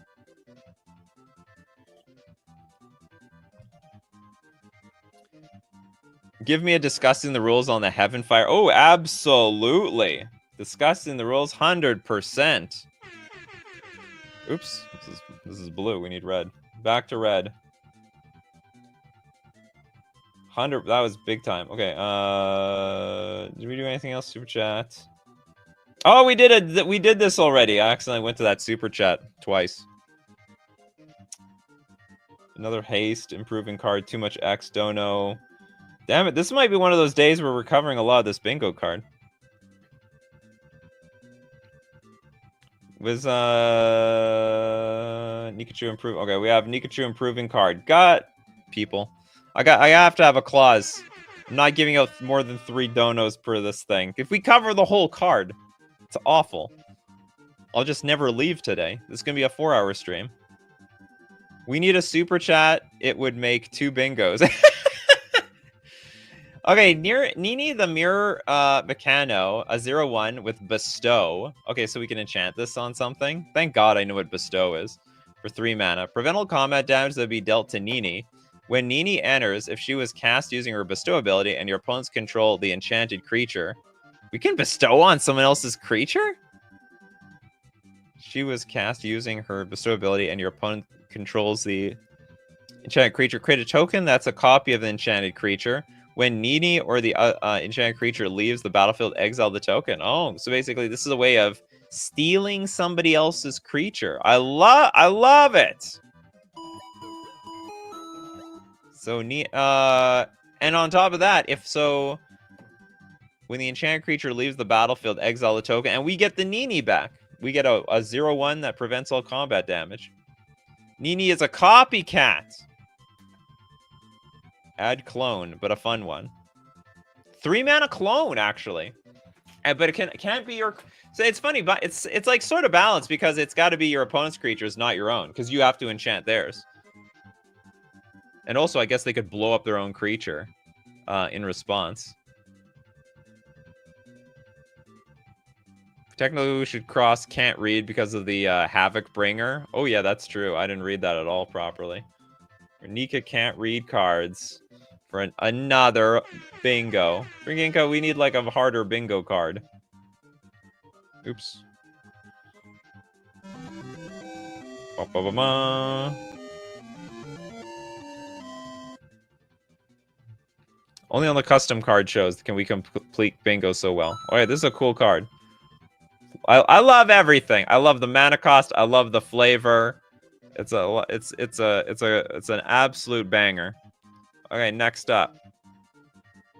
Let's get one from Might as well get another one from the damn draws here. The Boisterous Trumpet and Vile Blood Anchor. Boisterous Trumpet. Did I spell that right? Boisterous.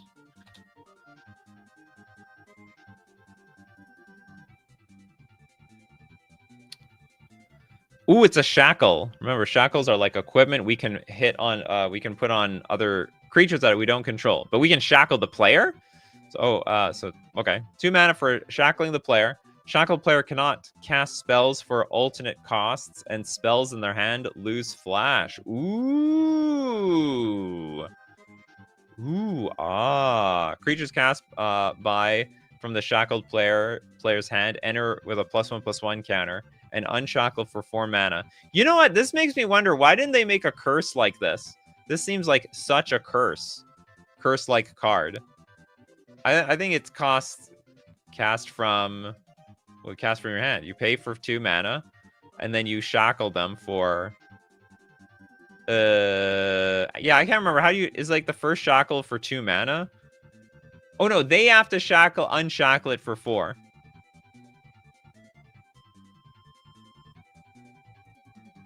Yeah, where's the Spaceballs cards, Dadam?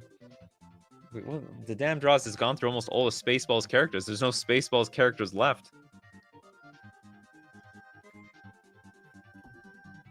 I think okay, first off, preventing your opponent from casting spells for alternate casting costs and making them play completely at sorcery speed, I think is pretty cool. I don't know for 2 mana though, but they can unshackle it for 4. How do you reshackle? I can't remember. As a rule, this would as a rules not, this would not prevent casting spells as though they had flash, because they don't have flash. They can just be cast as though they do. I guess the whole idea is you have to say you can only cast spells at sorcery speed. Just give it the Teferi Time Raveler wording. I can't remember how, but I can't remember how you shackle things. Is it for just 2 mana? Like 2 mana, how do you reshackle? No reshackling? Well, how do we shackle in the first place? Just for 2 mana? Okay, I guess this is okay. We can't reshackle over and over again. Lightning Medic, welcome! Finally found a live show. Yeah, I know, because this one is going on for so long. You can always count on the custom card shows going on for eternity. That's just how it works around here. Okay, go back to the Fork Man. Oh, no, hold on, sorry, no, we can't go to the Fork Man yet. There's a second card here. I do that sometimes. The Vile Blood Anchor. 3 black for a shackle. Shackle target land. When shackled land is tapped for mana, its owner adds an additional mana of that color and gains poison counters equal to the mana gained. So basically for every time you tap a land, it's going to be dangerous to your health. It's basically Stone Rain. Like, you don't have to tap the land. It's just pretend that it's not there. But if you want it, it's not going to be good for your health. Well, it's not OP. Like, again, it's Stone Rain. Black has Sinkhole, for crying out loud. It is not danger. You don't have to tap the land. Oh, there is one interesting thing. When shackled land is tapped for mana. So just not tapped at all. Yeah, the unshackle is enormous for some reason. It's like, basically, just pretend your land doesn't exist. It's just not there anymore. Yeah, for 3, it doesn't even destroy it. Yeah, it's got very Psychic Venom energy. So I can get behind this card for sure. Okay, now the 4 command. The Pataphysical Cleave. Pataphysical Cleave. What's a knife? Get your knife today. Let's see, trying to think, those infomercial people. It chops, it slices, it dices. You don't even need to sharpen it. If you order now, we'll throw in the second set of the Metaphysical Cleave. Okay, for 5 mana, it's a sorcery. Choose an opponent. That player splits your library into 2 face-down stacks. Exile the entirety of one of those stacks. For each card exiled this way, reveal it. If it is a land card, add it to your mana pool untapped. If it is a creature card with a mana cost, you can pay. Cast it without paying its mana cost. Put all other revealed cards into your graveyard. Isn't this just stone cold busted? It's 5 mana. Cast half my deck. Yeah, Billy Mays here with the Petaphysical Cleave. You don't believe what this card can do. Most people, they're playing cards with their mana. You don't want to do that. Watch this. Play your Metaphysical Cleave, split your deck up, cast the whole thing. That should cost way more. I have no idea what you even cast for this cost. Basically says split your deck, like, you know, split your deck in 2. So how much? Okay, here's a good question. Okay, maybe let's do the math here. How many lands are in a commander deck? Like what, 30 on average? 35 maybe? Let's say 35. And you divide on 2. So we actually have 17.5 worth of mana on average. And on top of that, you know, if you're flooding out, you get 35 mana. I can pay for this entirely with bananas, and then you can cut up the bananas afterwards. Question is, what does you can pay mean? I think the idea is you're gonna add 1 mana. The way spiritually the way this card is worded, it's like for each land card exiled, you add a mana to your mana pool. Like this definitely isn't templated properly. Missed opportunity to use the cleaver mechanic, I wouldn't say. Well, this is not Chaos Ensues. Is there even a Chaos Ensues slot here? There is, but it's not Chaos Ensues enough for me. Face down stack. So does the opponent get to know what is in each stack? Oh, absolutely not. They're just choosing. Oh yeah, yeah, what was the point of that? The player splits your library into 2 face down stacks, exile the entirety of one of those stacks. So oh, wait a minute. Do they look at the entire deck and then it's like fact or fiction or something? That sounds terrible to resolve. Someone going through your entire deck, splitting up all the cards and all the lands. That sounds awful. You can do 10-40. Then isn't the right line that you split up all the lands and all the spells? I assumed it was like random. We use the wording piles instead of stacks. This card is messed up. The Blade of Decision cuts deep. Because it sounds... Okay, so if you literally get to choose, then it's an easy choice. Right? If it's a creature card with mana cost, you can pay, cast it without paying... If it's a creature card with a mana cost, you can pay, cast it without paying its mana cost. I'm assuming you're paying the cost based on how much mana you have. It's fair, print it. I think this card is a mess. Put all the revealed cards into your graveyard. Yeah, Gruul doesn't need more mana. If the opponent separates in a pile of 0 cards and the other with all cards, you either deck or get nothing. Well, or you could die. You could also die, Pedgeman. Like they might have some infinite combo they can just win. But that's you know what? I didn't think about that. That's a line too. If you have no way of like putting cards back in your deck, you might just be lost immediately. Yeah, it doesn't shuffle the non-exiled cards. I don't know how to improve this card. I'm just gonna say no. This is it's a little much. I don't even know if I fully understand what this card does either.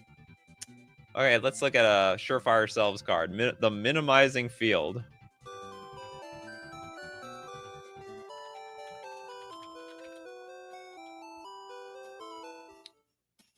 We got 3 mana for an enchantment. Whenever a creature with 0 or less power enters, or whenever a creature's power becomes 0 or less, destroy it.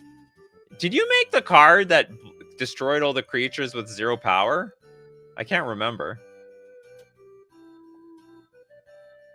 This is like just more 0 power. Why are we hating on 0 power cards? Like, okay, yeah. What is this? What is this beat? Where's that card that we just looked at? Or maybe it was posted a long time ago. Where's Nini? Nini, where are you? I was just gonna say, like, it beats Nini. Nini, it hasn't even been printed yet. Already getting hated out of the metagame. Blue has a lot of -4, -0 style effects. Oh, wow. Whenever creature with 0 less power. No, but it doesn't work. It has to enter the battlefield with 0 less power. Oh, no, but it also says become 0 less. So basically, we're trying to make those minus... Okay, so what I understand is we're trying to make these -4, -0 effects playable. Because frankly, they're just garbage. They're so bad. Why are we hating on 0 power cards? I mean, what are they going to do? Hit us for 0? Exactly. Okay, yeah, I can give it a pass. Let's go with elixirs, taxing the rich.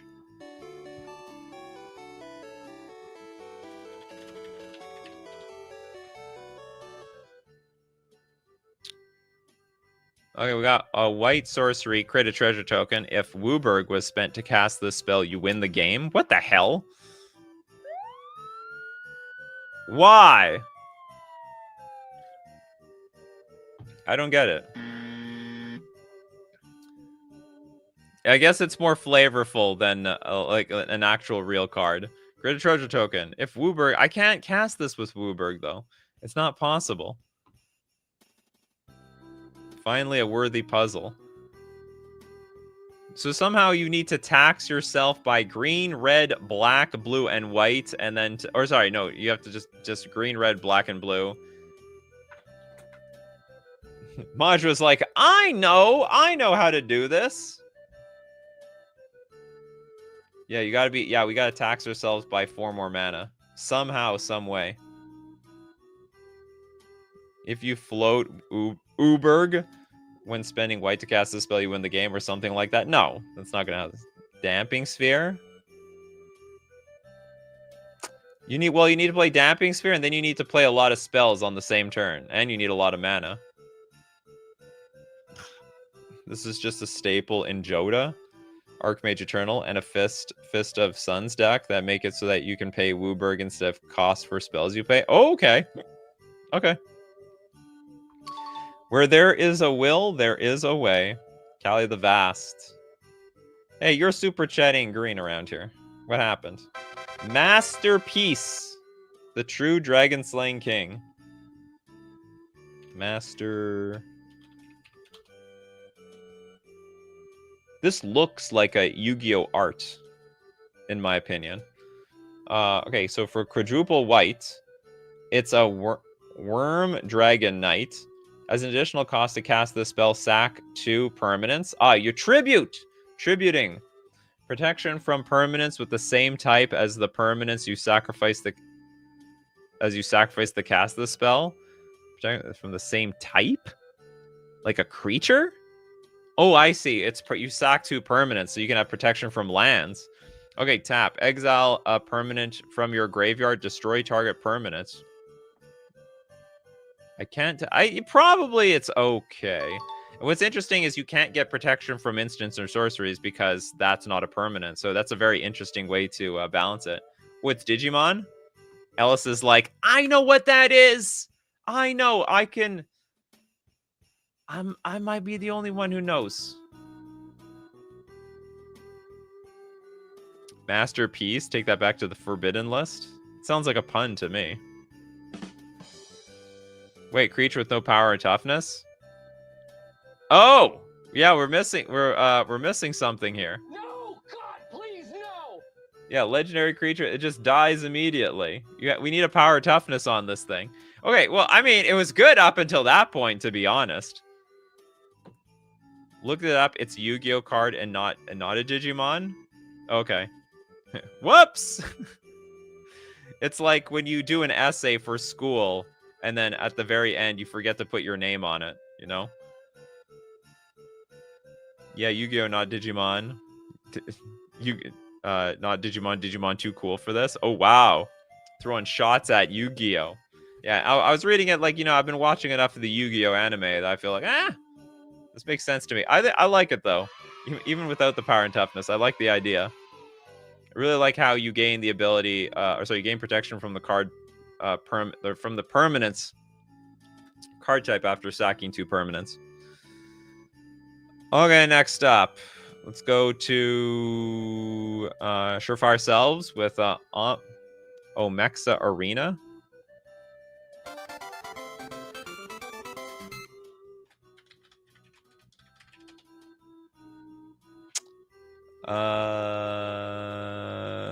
Maybe Omexa? Did you just post this recently? Can't find this.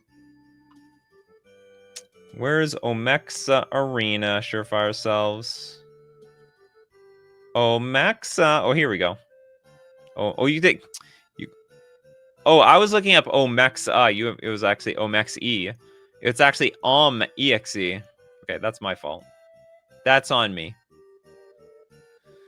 5-mana enchantment. Enters, target player becomes the monarch. And at the beginning of each upkeep, each player who controls no creatures creates a 1/1 red coward creature token. Then each player chooses a creature they control. The monarch chooses 2 of those creatures. Until end of turn, those creatures gain when this creature dies. Each opponent who controls a creature that fought in this turn creates 2 treasure tokens. Then those creatures fight each other. What the hell does this card do? I don't know. Why do you guys invent cards like these?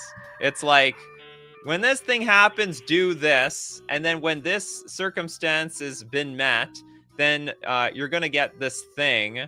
And then when that happens, they fight each other. This has got to be more flavor to this than function. Well, I feel like I read it. I just didn't comprehend a damn thing. Each upkeep we get, if we have no creatures, we get a 1/1. Then each player chooses. Okay, then what? While I'm still in the upkeep, I still choose a creature I control. So I choose my 1/1. The monarch chooses 2 of those creatures. Which creatures? Until end of turn, those creatures gain. When this creature dies, each opponent who controls a creature that fought it this turn creates 2 treasure tokens. So, like, what if we fight, we got money, and then we fight?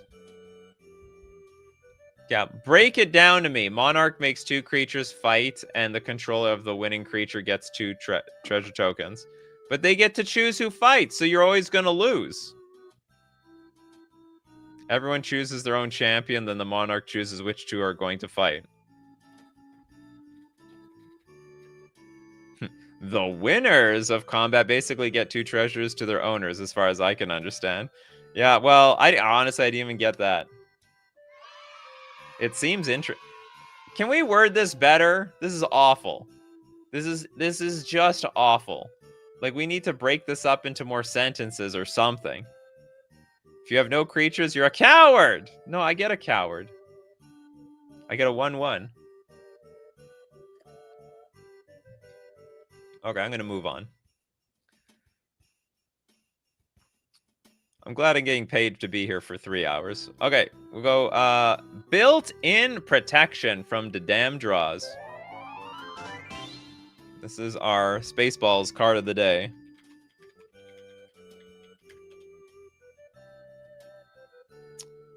Oh, I've totally forgot about that. The Virgin Alarm.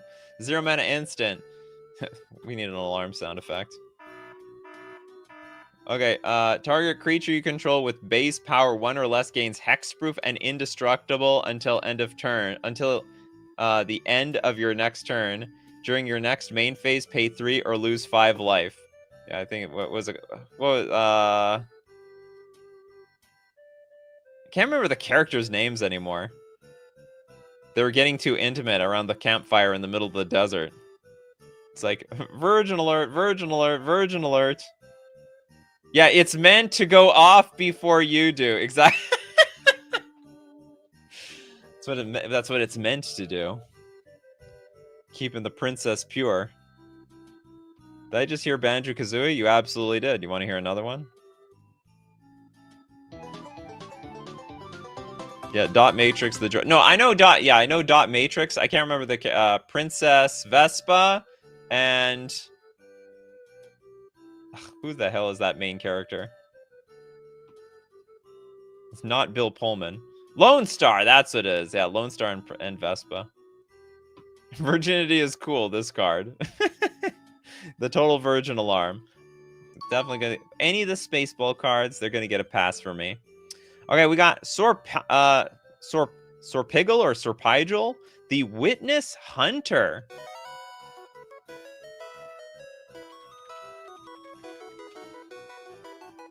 I'm gonna hunt them witnesses down. Okay, 3 mana for a 1/2 human with flash. Creatures your opponents control that have hexproof lose hexproof and gain ward 1. Ooh. So they still got protection. They could have just lost hexproof. Creatures your opponents control that have shroud lose shroud and gain ward 2. I mean, 100% this is fine, but like, I don't think it's crazy that you can have a Dimir card 1/2 with flash, and it just says if your opponents have hexproof, they lose it, and if they have shroud, they lose it. I think that's totally fine. It doesn't need to be. I don't think that would be broken. Frankly, them having hexproof and shroud was broken in the first place. It'd be funny if they did a collab with Spaceballs instead of Star Wars. Oh, you mean Wizards? Maybe. Question, is it too cheap? No! I don't... This is literally a 3 mana 1/2. It could get picked off. You know what your opponents can do? Let's say you have ward. What they can do is they wait for you to cast a spell, then they kill your Witness Hunter in response, and then they get Shroud and Hexproof again, and then your spell gets countered. Because it's like targeting a creature with hexproof. It's not going to resolve. It literally is not... that's why I'm saying, like, they can just straight up lose the hexproof and straight up lose the shroud. I don't think you're getting enough out of this card. Hidden doesn't keep you safe. It just makes targeting you more difficult. Maybe it's more flavorful that way. It's thematic. It's also a very niche situational card. Not really. You know, these days, people hate their stuff getting blown up. Everyone has hexproof. Everyone has shroud. Everyone has indestructible in their deck.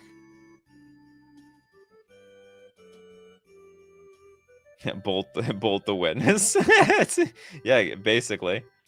Yeah, it's totally interesting design. Anyway, I think you can just say they lose hexproof and shroud so long as this thing is in play. And that's totally fine. It's probably better to run cards that just make them lose hexproof and shroud, period. Yeah, exactly. Well, I mean, there are a few cards like that. There's like a land that does that, right? So anyway, this definitely gets a pass from me. We got from Joel West, Shot Lepav, a Deranged Goddess. Can I find just Shot? Hold on, I'm gonna look at Deranged Goddess. Whoo! This looks manga worthy. Okay, this is a 4 mana 2/5. I feel like the picture is a little off. What's with this black space over here?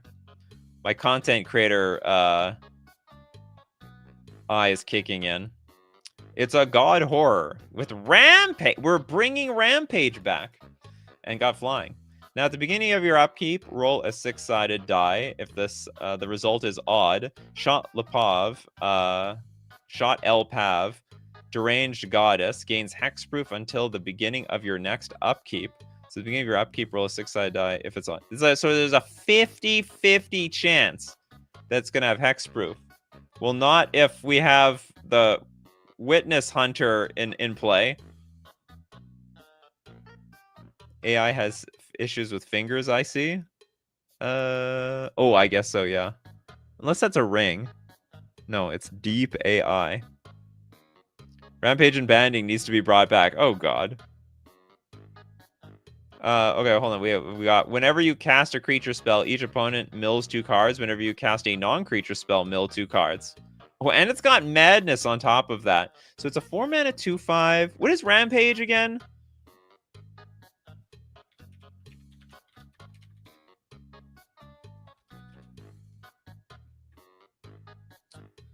Rampage is one of the worst name mechanics that Magic ever has. Rampage is a keyword that gives an attacking creature a bonus to its power and toughness when it is blocked. Ah, okay. So basically, it's just a two power flyer for the most part. Okay, that has got to be fair. 4 mana. Well, I mean, 2 mana for a 2 power flyer also is fair. It's also not really even doing all that much. You cast creature spells, the opponent's mill cards, which, by the way, may not even be good for you. You might be filling their graveyard. It can backfire.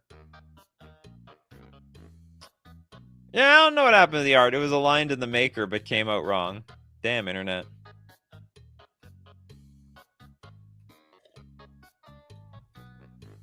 It has Madness of 2. Yeah, that's okay. I mean, 2 mana for a 2/5. Just don't block this thing. So it is. It's like a 10-turn clock. And you can kill it half the time anyway. You can still kill it at the upkeep, right? So it's going to lose hexproof at upkeep. It's going to have this trigger to roll dice. In response, just kill it. I think that's easy enough. So it's not exactly invincible. And you still have to discard. You still have to madness this thing into play. You have to discard the card.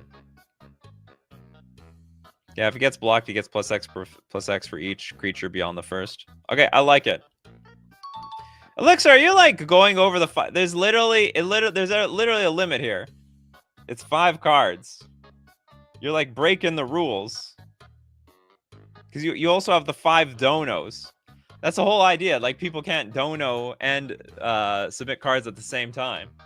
Okay, hold on. Well, I'll get to your card, but we got to go to Surefire Selves first. Catapulter's Antics. Catapult? Is this a goblin card?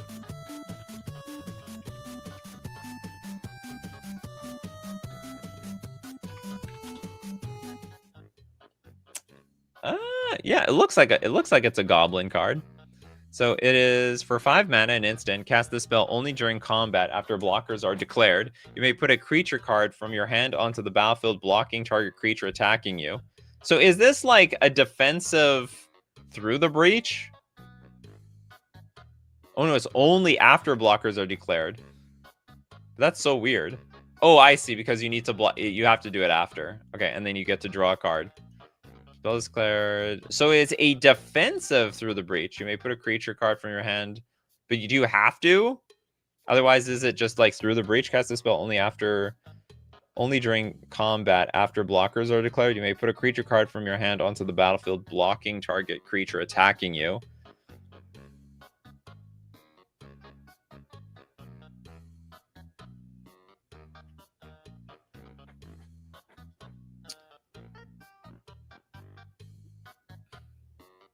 Well, yeah. Well, honestly, it was always like that, but no one followed. What can I say? Like, it was always, you were always capped at X number of cards you could pay for, but no one followed the rules in the past. Yeah, the card stays in play. So it's like a superior through the breach. If I understand this card correctly, you don't need a blocking target. It's just like, okay, pass the turn, and then your opponent declare attacks. Okay, I don't attack with anything. Okay, we go to the blockers step, Catapulter's Antics. Like, right? Am I missing something? This is just a far superior, vastly superior through the breach. It's not even close. It's a super, super superior through the breach. And you get to draw a card out of it. I think this is broken. I think it's just broken. If no one's following it, well, I guess we can just act like they don't exist. It needs to have a target. I think it should say something like that. Cast this spell only during combat after, if you are being attacked, after blockers are declared and you're being attacked, or something like that. Needs an attacking creature, otherwise there's not a legal target for the target creature attacking you. You may put a creature card from your hand onto the battlefield, blocking target creature attack. Maybe. Okay, whatever. I get, and you draw a card off of this. It still might be broken.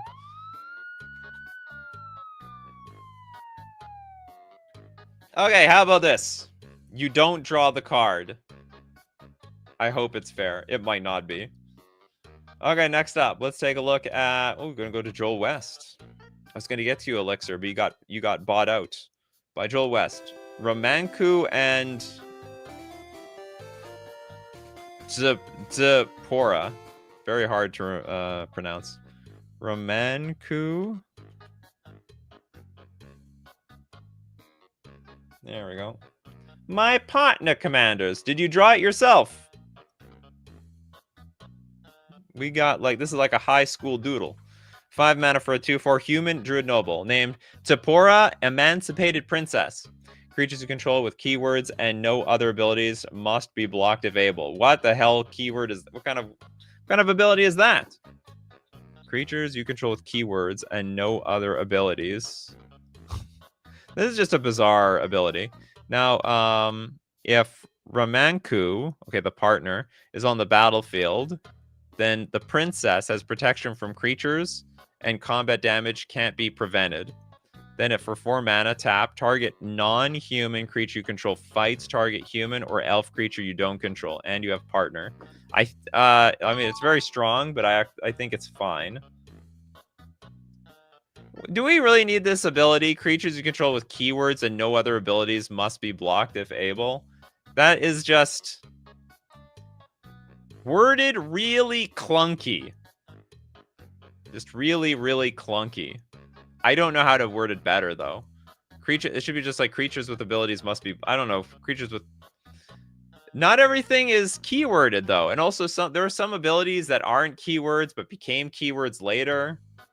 Like, it's sort of a messy ability. It's not clean. Okay, then we have Ramanku, Wilderness Monarch. I feel like I've seen this creature in Princess Mononoke. It's a 4 mana 5/5, which is pretty big. First strike, trample, and vigilance. Is this a Princess Mononoke thing? Am I looking at some, do I see where you might have got some inspiration here? Okay, I see. So they need to block Ramanku. They have to, yeah, they gotta block something. Do keywords have a legal meaning rules-wise? Like, that's what I'm saying. Like, I don't know. No, they're originals? Okay. Okay, this card, 100%. It's fine. We could literally have a Vigilance Trampling first strike creature. So if the first strike don't get ya, the Trampling will. And also the Vigilance is pretty good. Okay, I'm going... I will give you this, 100%. You deserve a huge applause for the original art. Joel West designs their own cards, also does their own art. You might be the only person, actually. Maybe, I don't know if anyone else can attest this. You might be the only person who actually makes their own art for their cards. Everyone else just gets it from other people or rips it from AI generation. Okay, Elixir, we go back to the pick. The pick of Destiny. Destiny.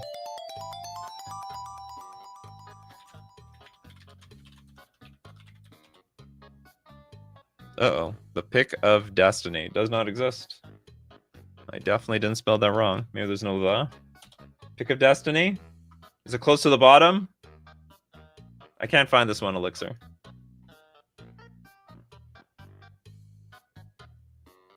What do we have here? The pick of Destiny. Why can't I find this? Oh, maybe because there's a space? No. So just don't put the I don't know. Okay, I think actually if it's something super new.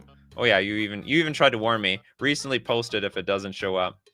If it's super new, it just can't be found for some stupid reason.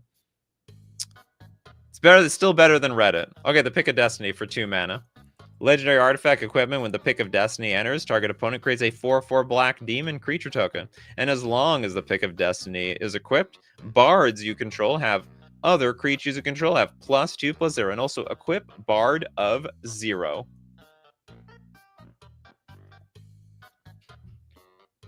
What's a bard?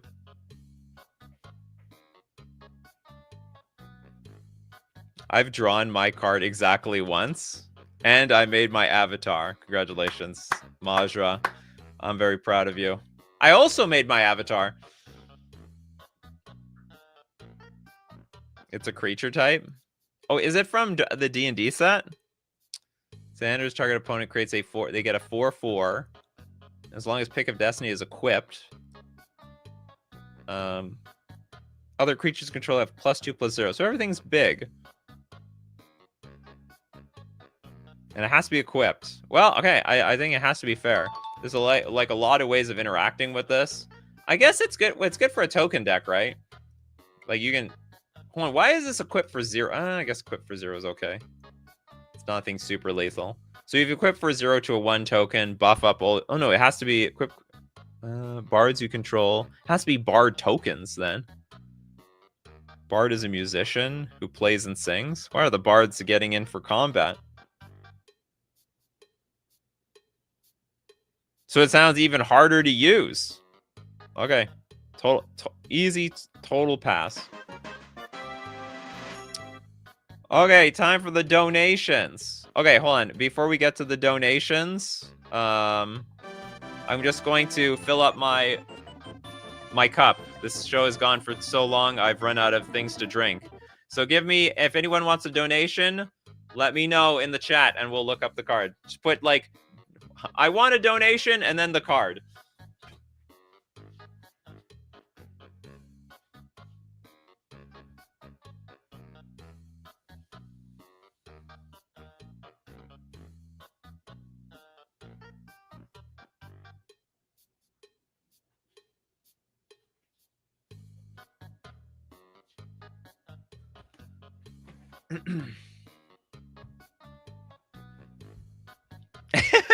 People who have super chatted want donations. Okay, I'm gonna prioritize people who got 0 cards on the show at all, even though they didn't pay to win.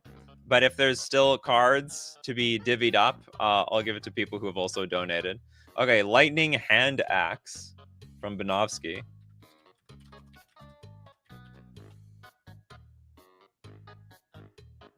Just off the top, this feels like a magic card. Like, you know, the picture, the amount of text. Why is it so hard for you guys? Just a question. Why is it so hard for you guys to get the text right? The text always feels wrong. Like it's too small or there's these giant gaps in the spaces and so on. Okay, so for either 2 generic or 1 red, tap Lightning Hand Axe deals 3 damage to any target. That player or that permanent's controller gains control of Lightning Hand Axe. Ooh. Careful who you send that axe back. They might send it back at you. And then for 1 mana, discard a land, gain control of Lightning Hand Axe. Only the owner may pay this ability. Oh, wow, that's cheesy. That's cheap. That's so cheap. So it's like they don't even get an opportunity to use it because it's going to go to them for nothing, right? I mean, it's going to go to them tapped. I think this card is cooler without the second ability, to be honest. Otherwise, you're just going to like pay 1 red, shoot somebody, pay 1 to get it back over and over and over again. Why not an equipment? Well, it's hard to use that way. Although I understand that's more flavorful. Oh, you did your you're right. You did do your avatar over there. Are you worthy to hold it? Good question. Is this a Thor thing? I think this is...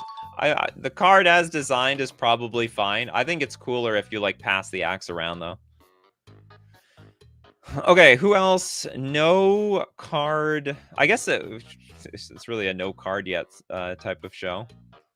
I don't think Stranger Candy got something today. Okay, we got Garth. Restricted 1 eye? Restricted eye? Either at this point. Okay, we got Garth Restricted Eye.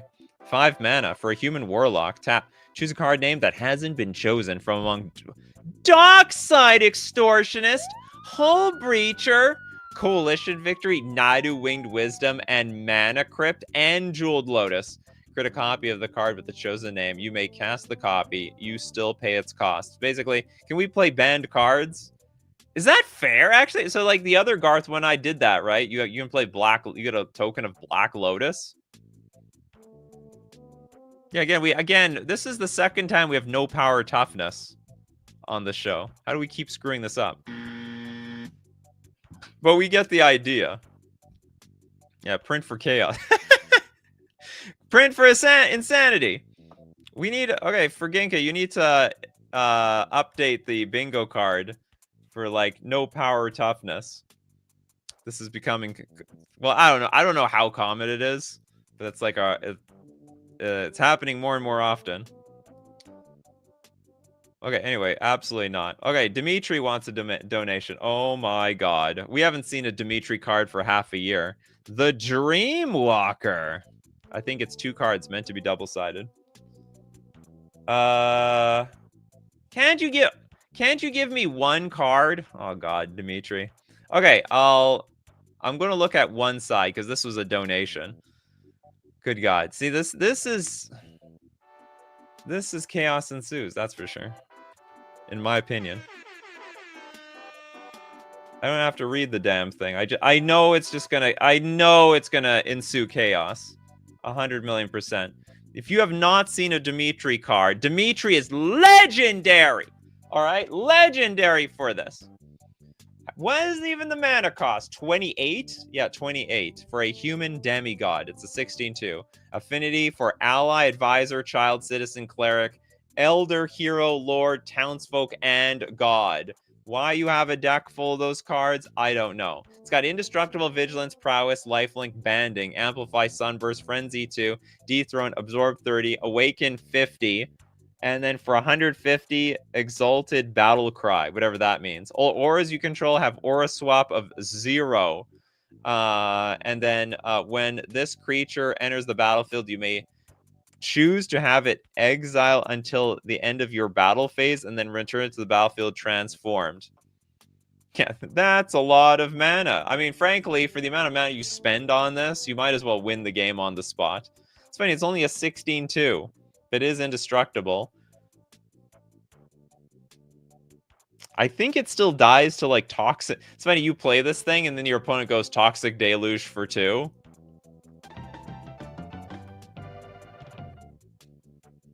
We did it, boys. We brought banding back. Yeah, in the worst way possible. But like, can I say it's illegal? I mean, you're literally spending 28 mana on this thing. 15 plus. Oh, we got a 15 plus on the bingo card. That's right. 15 plus mana. Also more than a 10/10. Good bloody god. We got a bingo.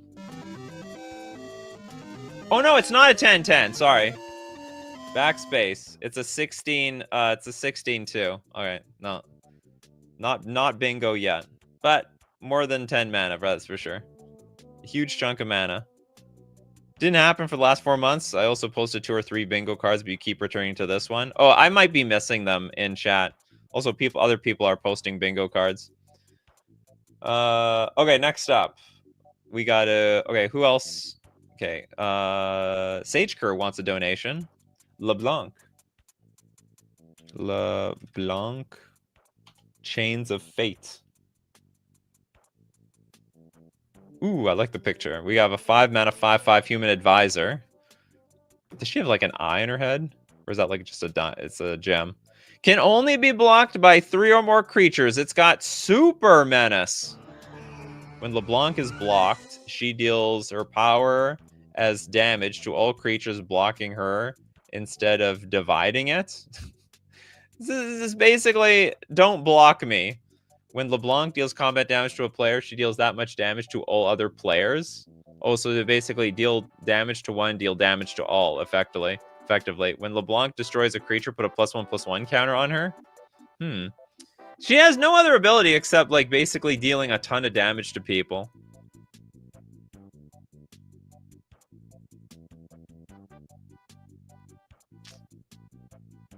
Everyone's throwing, like, looking for some conversation. Everyone's like, I want donations. Okay, there's going to be donations to be had.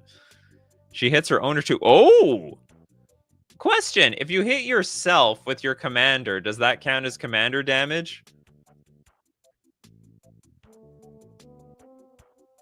She can kill you before it kills the opponents. Hold on. Yeah, hold on. Hold the fort. Okay, I think it's a very unique card. I like this card. It's chaotic. And like the only way you block is by throwing tons of bodies at her. Yeah, it's not direct combat damage, it's ability damage. Oh, so only no,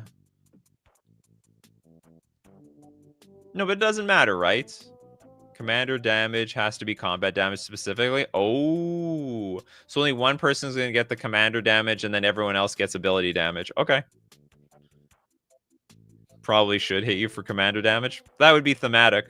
Be weird to die to your own commander, though. Everyone would die simultaneously, though, right? So you got to make sure your life total is high enough, or you're gonna end up sinking. Okay, we need to get a Pedgeman card on here, 100%. What's a show without Pedgeman? Okay, no card yet. So we'll get Sagume.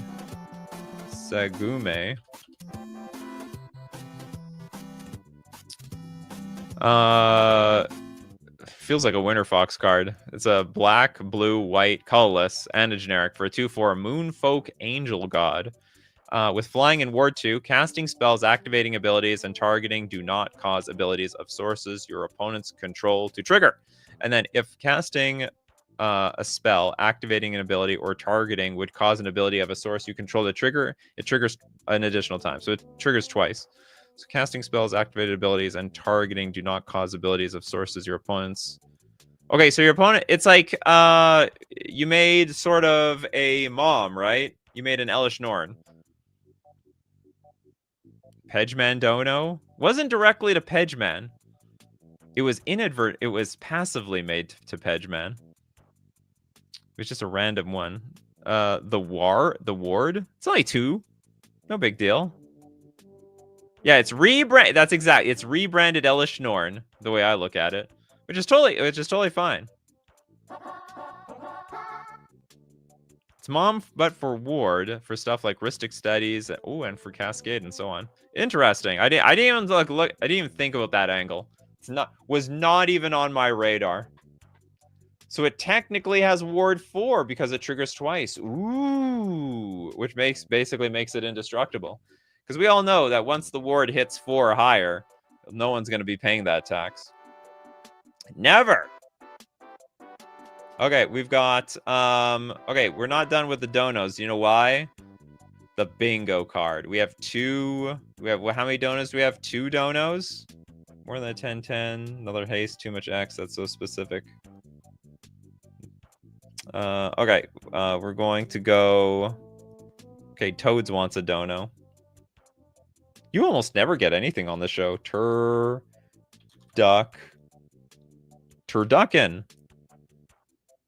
We got a turkey. No, it's a duck. Oh, I get it. It's a That's why it's the turducken. It's you know what it reminds me of? The mutate cards. Okay, we have a 5-mana 1/3 bird food. Whenever another bird creature enters, create a food token. Whenever you sacrifice a food token, put a gravy counter on the turducken. Whenever you put a gravy counter on the turducken, it gets +1/+1 until end of turn. This is literally some sort of comic sketch card. I swear. Turkey, duck, chicken. Oh, it's all 3 of those. That's right.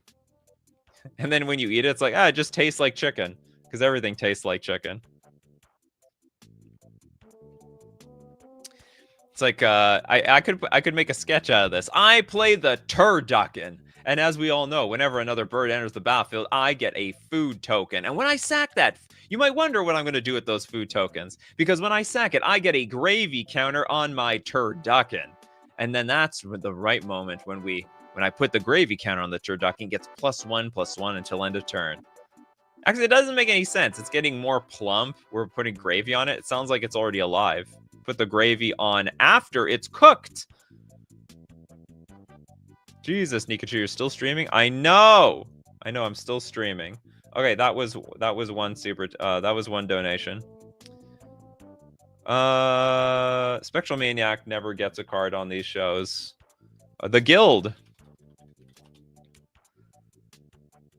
Donation, please. The Guild from some custom cards inspired by Angel Beats. Oh, hold on. Okay, that's the card I have to look up. Some custom cards inspired by Angel Beats. Oh, you had a series over here. I didn't know you contribute so much to the custom cards. You want the guild. Where's the guild? The guild! It's a land.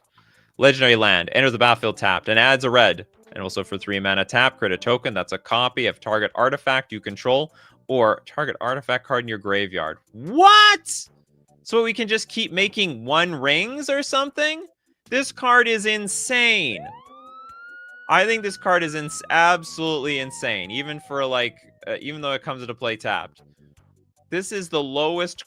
Create a token that's a copy of target artifact you control or target artifact card in your graveyard. That's broken. It's just, you could just constantly make 1 rings from your graveyard. Well, it's hard to make a Blightsteel, because Blightsteel, when it hits the graveyard, it goes back into your deck, right? So, like, a little bit of milling or rummaging, looting. This card is just bonkers. You can make a portal to Phyrexia. No! God, please, no! This land should be mythic. Well, no, it should go straight on the ban list. I don't even know how you make this fair. Like, there's just no way. It's got to be like, got to be a land that doesn't even tap for mana. It's not even things you pump out. Yeah, I mean, you just... Okay, first off, you definitely can't copy anything in the graveyard. I mean, I don't know how do you make this fair. Does not have to stay in your grave. It says Emrakul. You may react to the trigger. I think Blightsteel is a replacement effect, if I understand correctly. Let's go look at Blightsteel. It's like, if Blightsteel Colossus would be put into a graveyard from anywhere, reveal it and shuffle it. So there's actually no trigger for you to respond to here. Believe it or not. Nikachu is like me. Doesn't want to work for over 3 hours a day. Oh, I'm sort of getting paid for doing it, so I'm fine with it. Doesn't even sacrifice itself. Should also... Oh, yeah, at the very least, we should have this card sack to its ability. There's no way you could just chain these things over and over again. Do we have any other donos here? No, no more bingos. All right, well then that's gonna be it. What a day. Oops, that's the wrong music. That's the right music. What a hell of a day we had here today. Hope everyone enjoyed the free stuff. Gotta thank Elixir, actually. It was all Elixir. And then two what's it called? 2 bingos. I think a lot of people were happy. Some of you, you never get any cards on this show. Anyway, if you want to be part of the show, you got to be here at 3 p.m. Central Standard Time. If you made it to the 3-hour mark, let me know in the comments section. I'll probably never. I don't know anyone who waits the entire 3 hours on these shows. Of course, thank you everyone who supports the show. If you're a patron on Patreon, a member on YouTube, or you super chat to be part of the show, or you even super chat so other people are part of the show. And thank you for being here today. People, I mean, the show's not, it would be no show if it wasn't for Pidgeman and Jazuber and Elixir, Steve Cooper, Dimitri, Majra, Damdraws, Dinglebag, Benjamin, Sage Kerr, Ellis. We got Mopius, the Jaded, Joel West, Elixir, of course, for Ginka, Toads, Dimitri. Maybe you should have donoed cards be $7. No limit. You know, I gotta put a price on. There's no. The price can't be too hot. Like, I don't know if there's a price high enough where I become chained to the show. Some maniac's gonna show up with tons of money and say, okay, show is gonna go on. It keeps going on. Some days I gotta leave. I gotta go. I have places to be. Fortunately, I have nowhere to go today. I try to make sure I do nothing on Wednesday. Nothing. Because in theory, the show can go for 4 hours. In theory. I know, 3 hours long. This is definitely, well, almost 3 hours. We've gone over the 3-hour mark several times. Yeah, no limit means the show never ends. Because we've had many shows. The show kept going longer and longer. It went from 2 hours to 2.5 to 3 to 3.5. We had quite a few 3.5-hour shows. Yeah, we'll pay $500 per card. At some point, someone's going to test me and do it. Anyway, everyone, thank you so much for being here. Hope you had a lot of fun. Keep brewing them coffees, and we'll keep brewing up the magic. Take care of yourselves, and I will see you at the next cup.